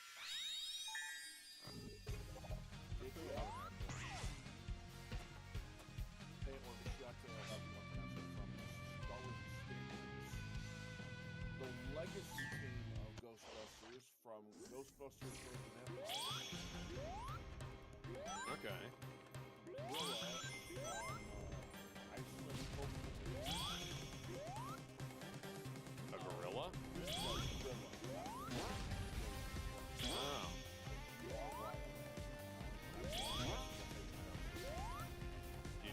Did you get what I was referencing?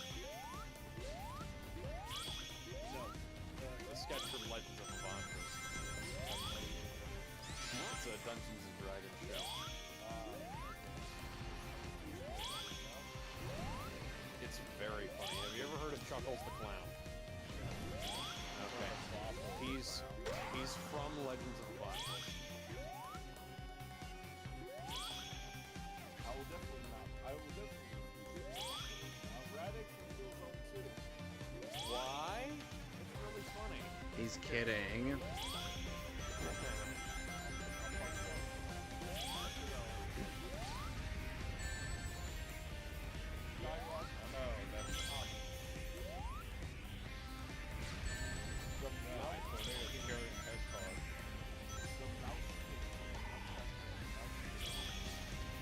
What is that?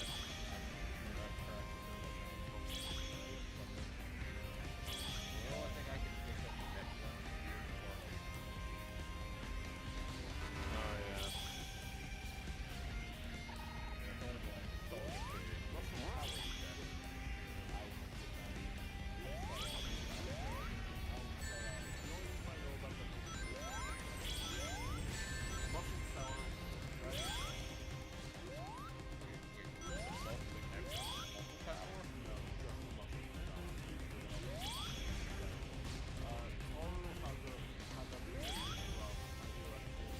Ah, Hagakure.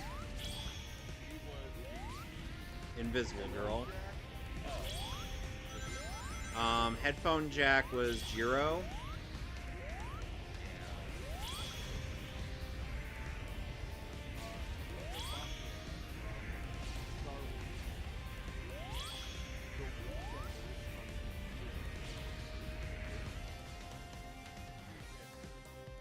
Guri from Shadows of the Empire. Okay. Chris Marigold from The Witcher.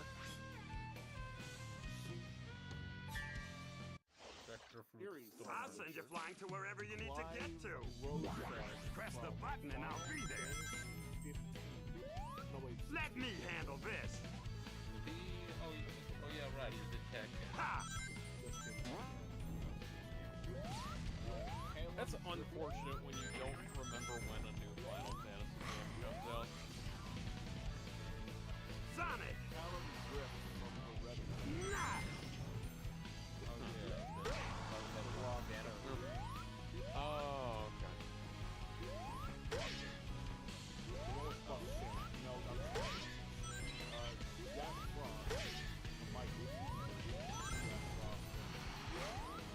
Not the one on who did that thing to that one woman with his carrot. Or the Martin Short one. I got this!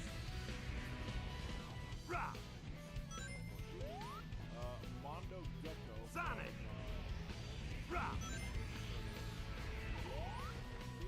Did he ever show up in the 03 show?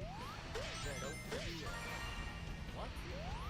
Did Mondo Gecko ever show up in the 03 series? Well, that's a damn shame. I'm sure he sounds like a cool guy.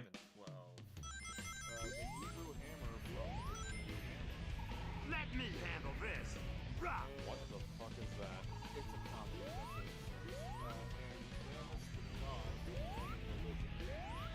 Oh yeah, the two-faced god.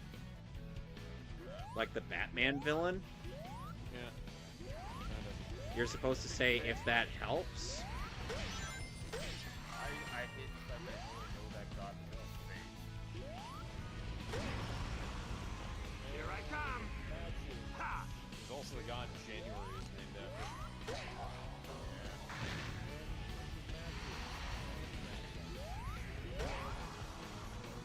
I got this! Nah! Sonic! Drop!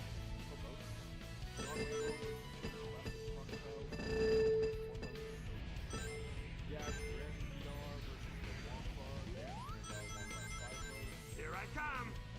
Drop! I got this! Nah!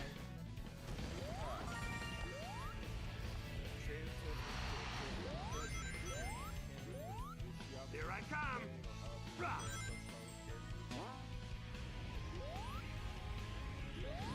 I got this! Nah!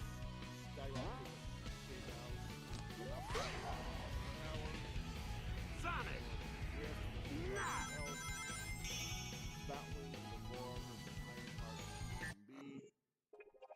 Titans from the Monsterverse versus Destroya.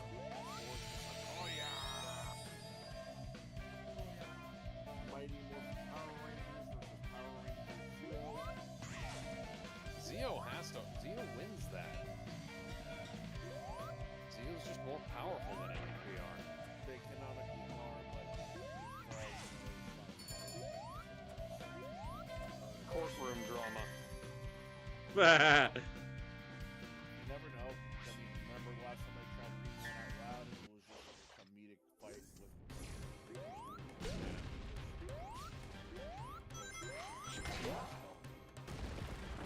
Vulcan skull. I haven't. Every time I watch that show, I'm just like,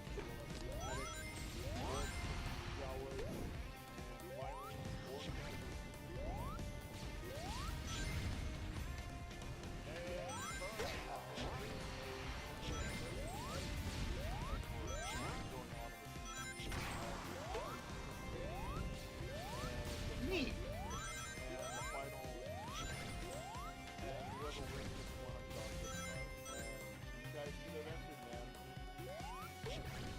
Yeah.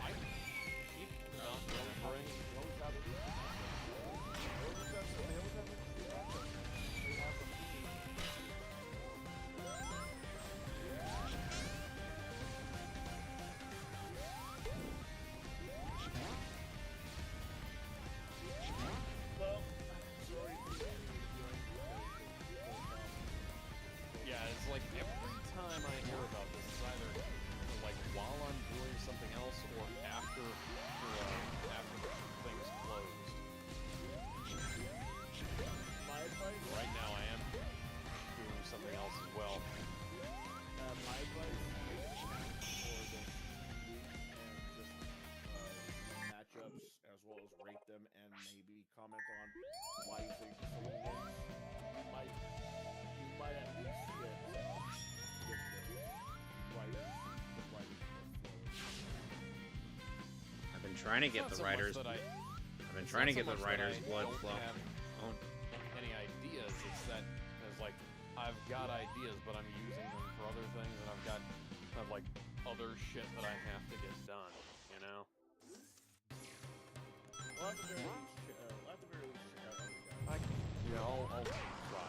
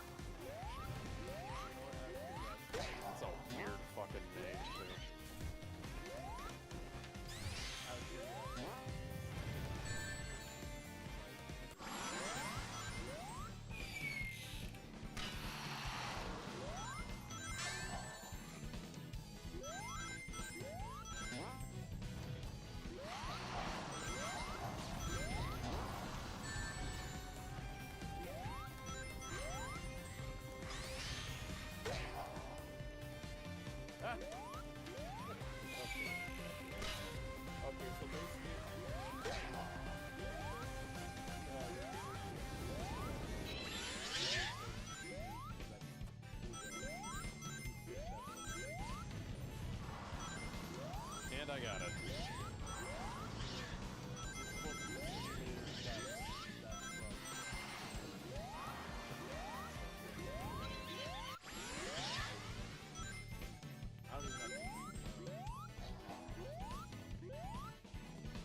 Gal Gadot survived a brain clot recently. Oh boy. Yeah, she had a brain clot while she was pregnant with her latest child, and apparently went through some serious hell during labor.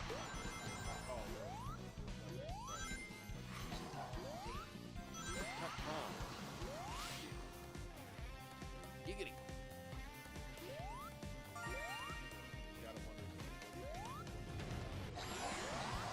Dude, wouldn't you?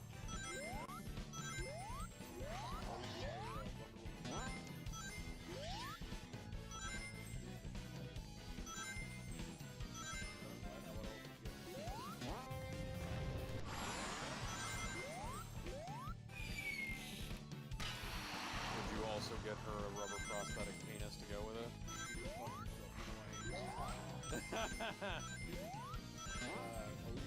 Does he look like the Joker to you?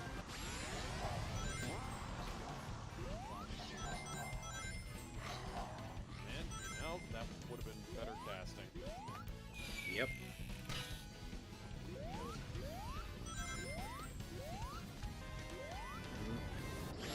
They made Wonder Woman into a whiny bitch in 1994.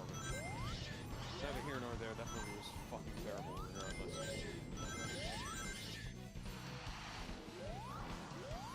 Plus, at the very least, that show didn't waste Linda Carter. Yeah.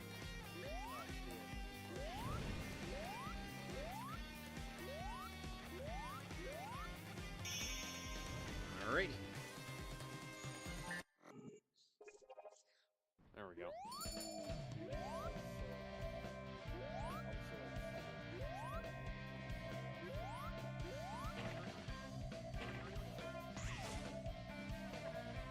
It's entirely possible that they did like screen tests of her in the old Wonder Woman outfit.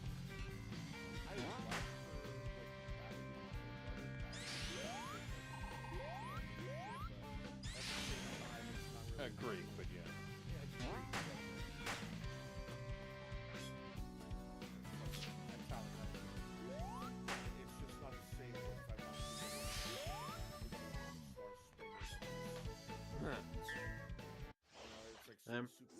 It's like Completely right and objectively better. it's like you can't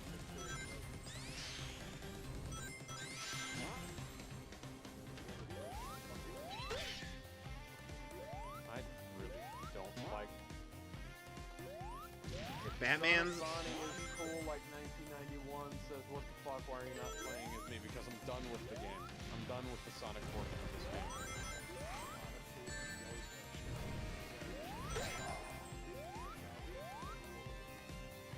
But yeah, fuck the Wonder Woman pants. Those are really stupid. Oh yeah. Oh yeah. Those.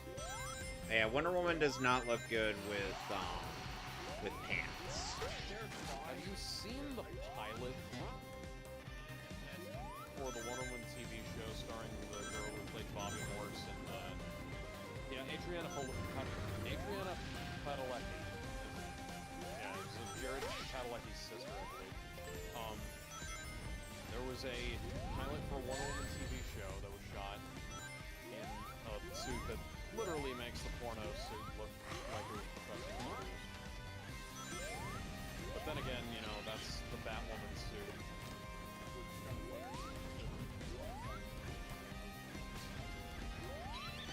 That's because actually no one actually gives a shit.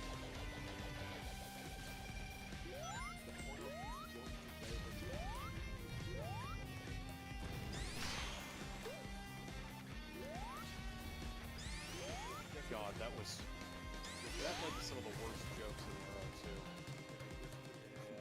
porno names. Casey Bones. I've seen it. Has anybody... Okay, so speaking of weird parodies, has anybody seen that one Ninja Turtles parody aside from Sonic? Because I know I showed it to him.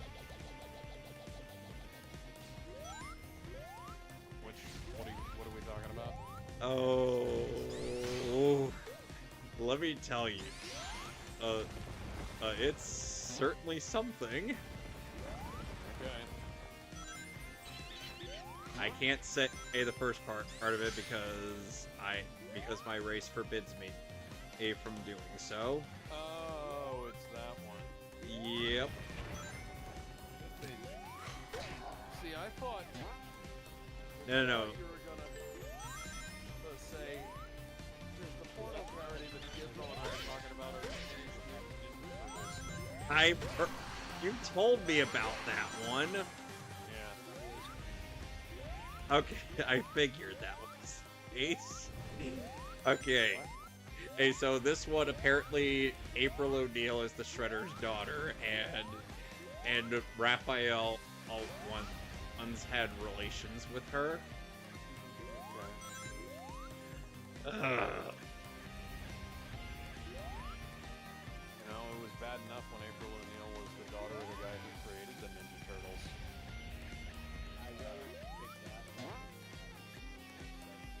What? I'm fine with Classic them Sonic, being where her were pet you turtles. going? I'm fine with them being her pet turtles from when she was a kid and her being the one who dropped them in the sewers. I'm not fine with Master Splinter just being a rat. Not even a special rat, just a regular ass rat. At the very least, in the movie and the 03 series, he was Hamato Yoshi's pet rat. Hamato Yoshi's pet rat is very different to just being a rat. Voice of Tony Shalhoub. But a rat. Yeah, but like he's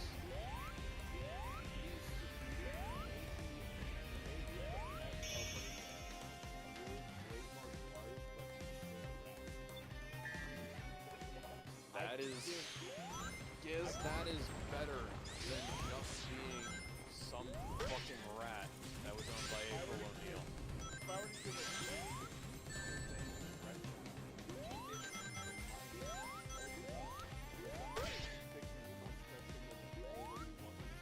Well, considering Hamato Yoshi taught the rat how to fight, yes. The rat mimicked his movements.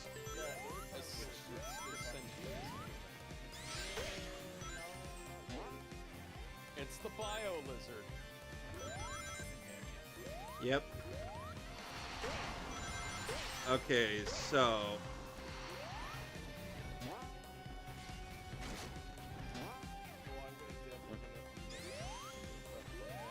Yeah.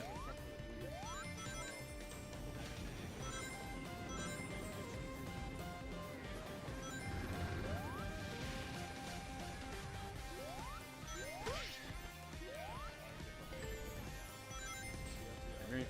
I'm either gonna... What? Well, I just got my ass kicked by Godzilla's.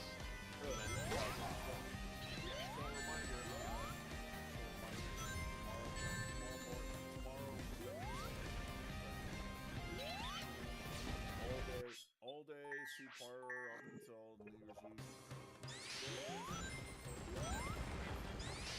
Me and a bunch of other guys,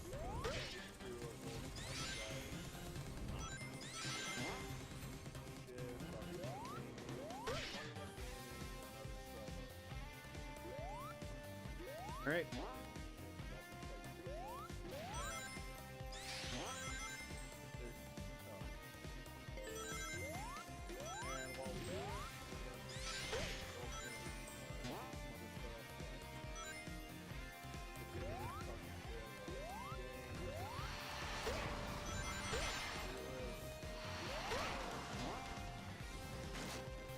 I'll have fun.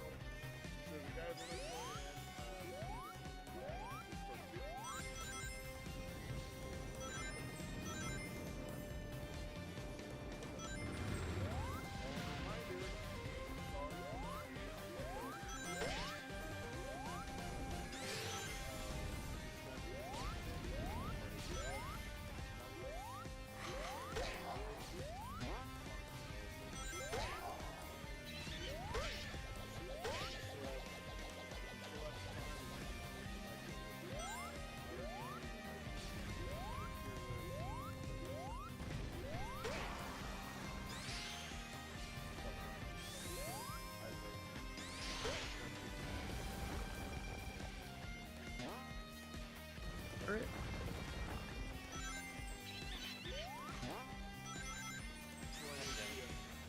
See ya. Yep. I'm gonna be finishing up after I meet up with BioLizard. BioLizard. Yeah.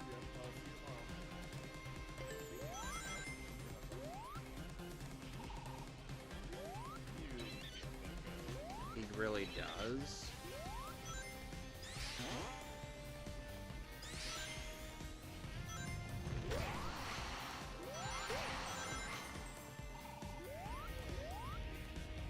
Want me to activate Chaos Control again? Alex, here's what the game is intending for you to do with Doom Blast. Essentially, after you use Chaos Control, you mash the button into do multiple hits on the BioLizard. There's arms.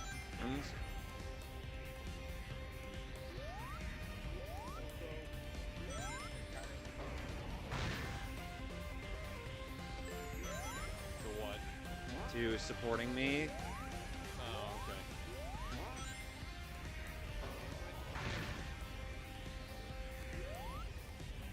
They ended up putting the version with the lyrics into the recently released Shadow Generation soundtrack.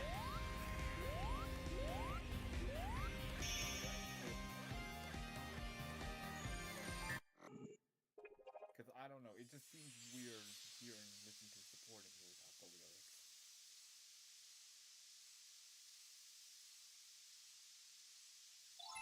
I don't know why that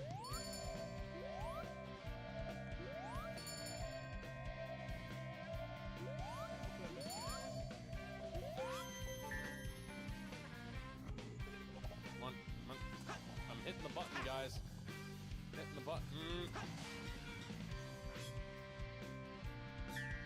And now I'm using these.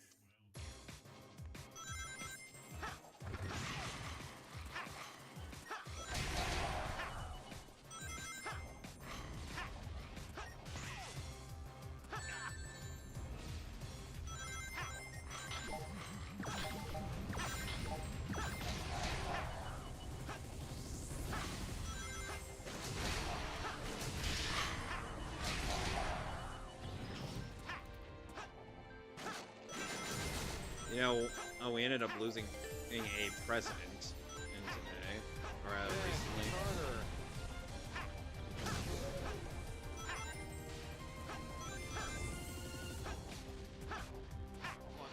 God damn it, Shadow. Am I really gonna have to show you how that's done when I get into Shadow Generations? I've got it figured out. The thing is, it's targeting me. Fuck.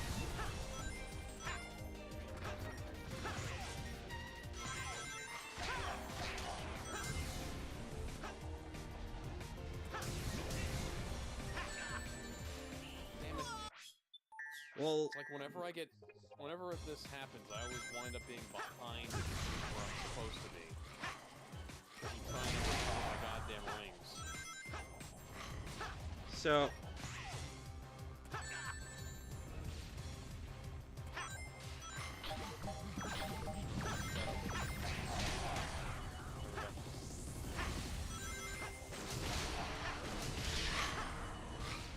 I find it funny how my mom primarily knows Roger Craig Smith I have one hit as left.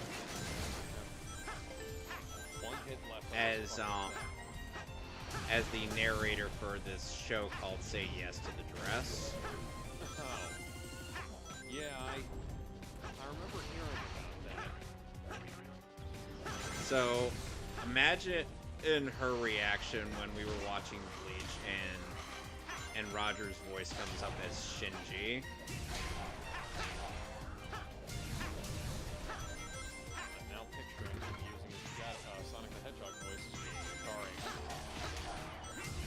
That's Shinji Hirako, who is the most recent character to be revealed in Bleach Rebirth of Souls. No, I am aware. I'm just saying, you know me. Spike Spencer was also in Bleach, weirdly enough. I know. He plays Hanataro Yamada.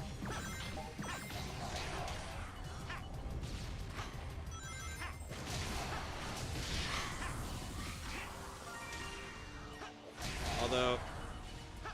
So, Shinji Hirako is supposed to be the leader of Squad... was originally the leader of Squad 5, but due to Aizen's machinations and forceful holification, he ended up being removed from Soul Society and his position stripped from him.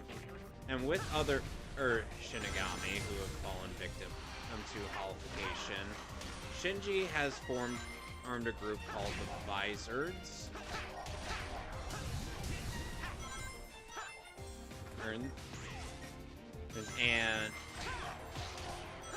And their goal is to essentially get revenge on Aizen for wronging them in the past. They would eventually try to recruit Ichigo into this group. Due to the fact that he too had holified powers and that.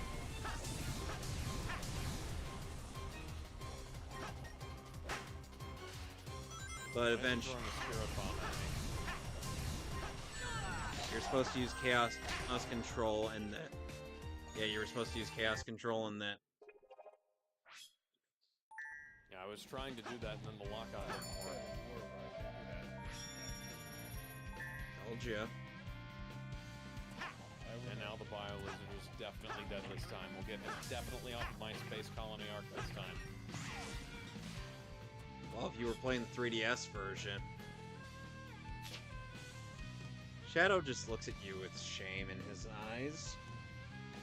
I don't fucking care, Shadow. We beat the Bio-Lizard. Well, anyway. How poor we might have been at it.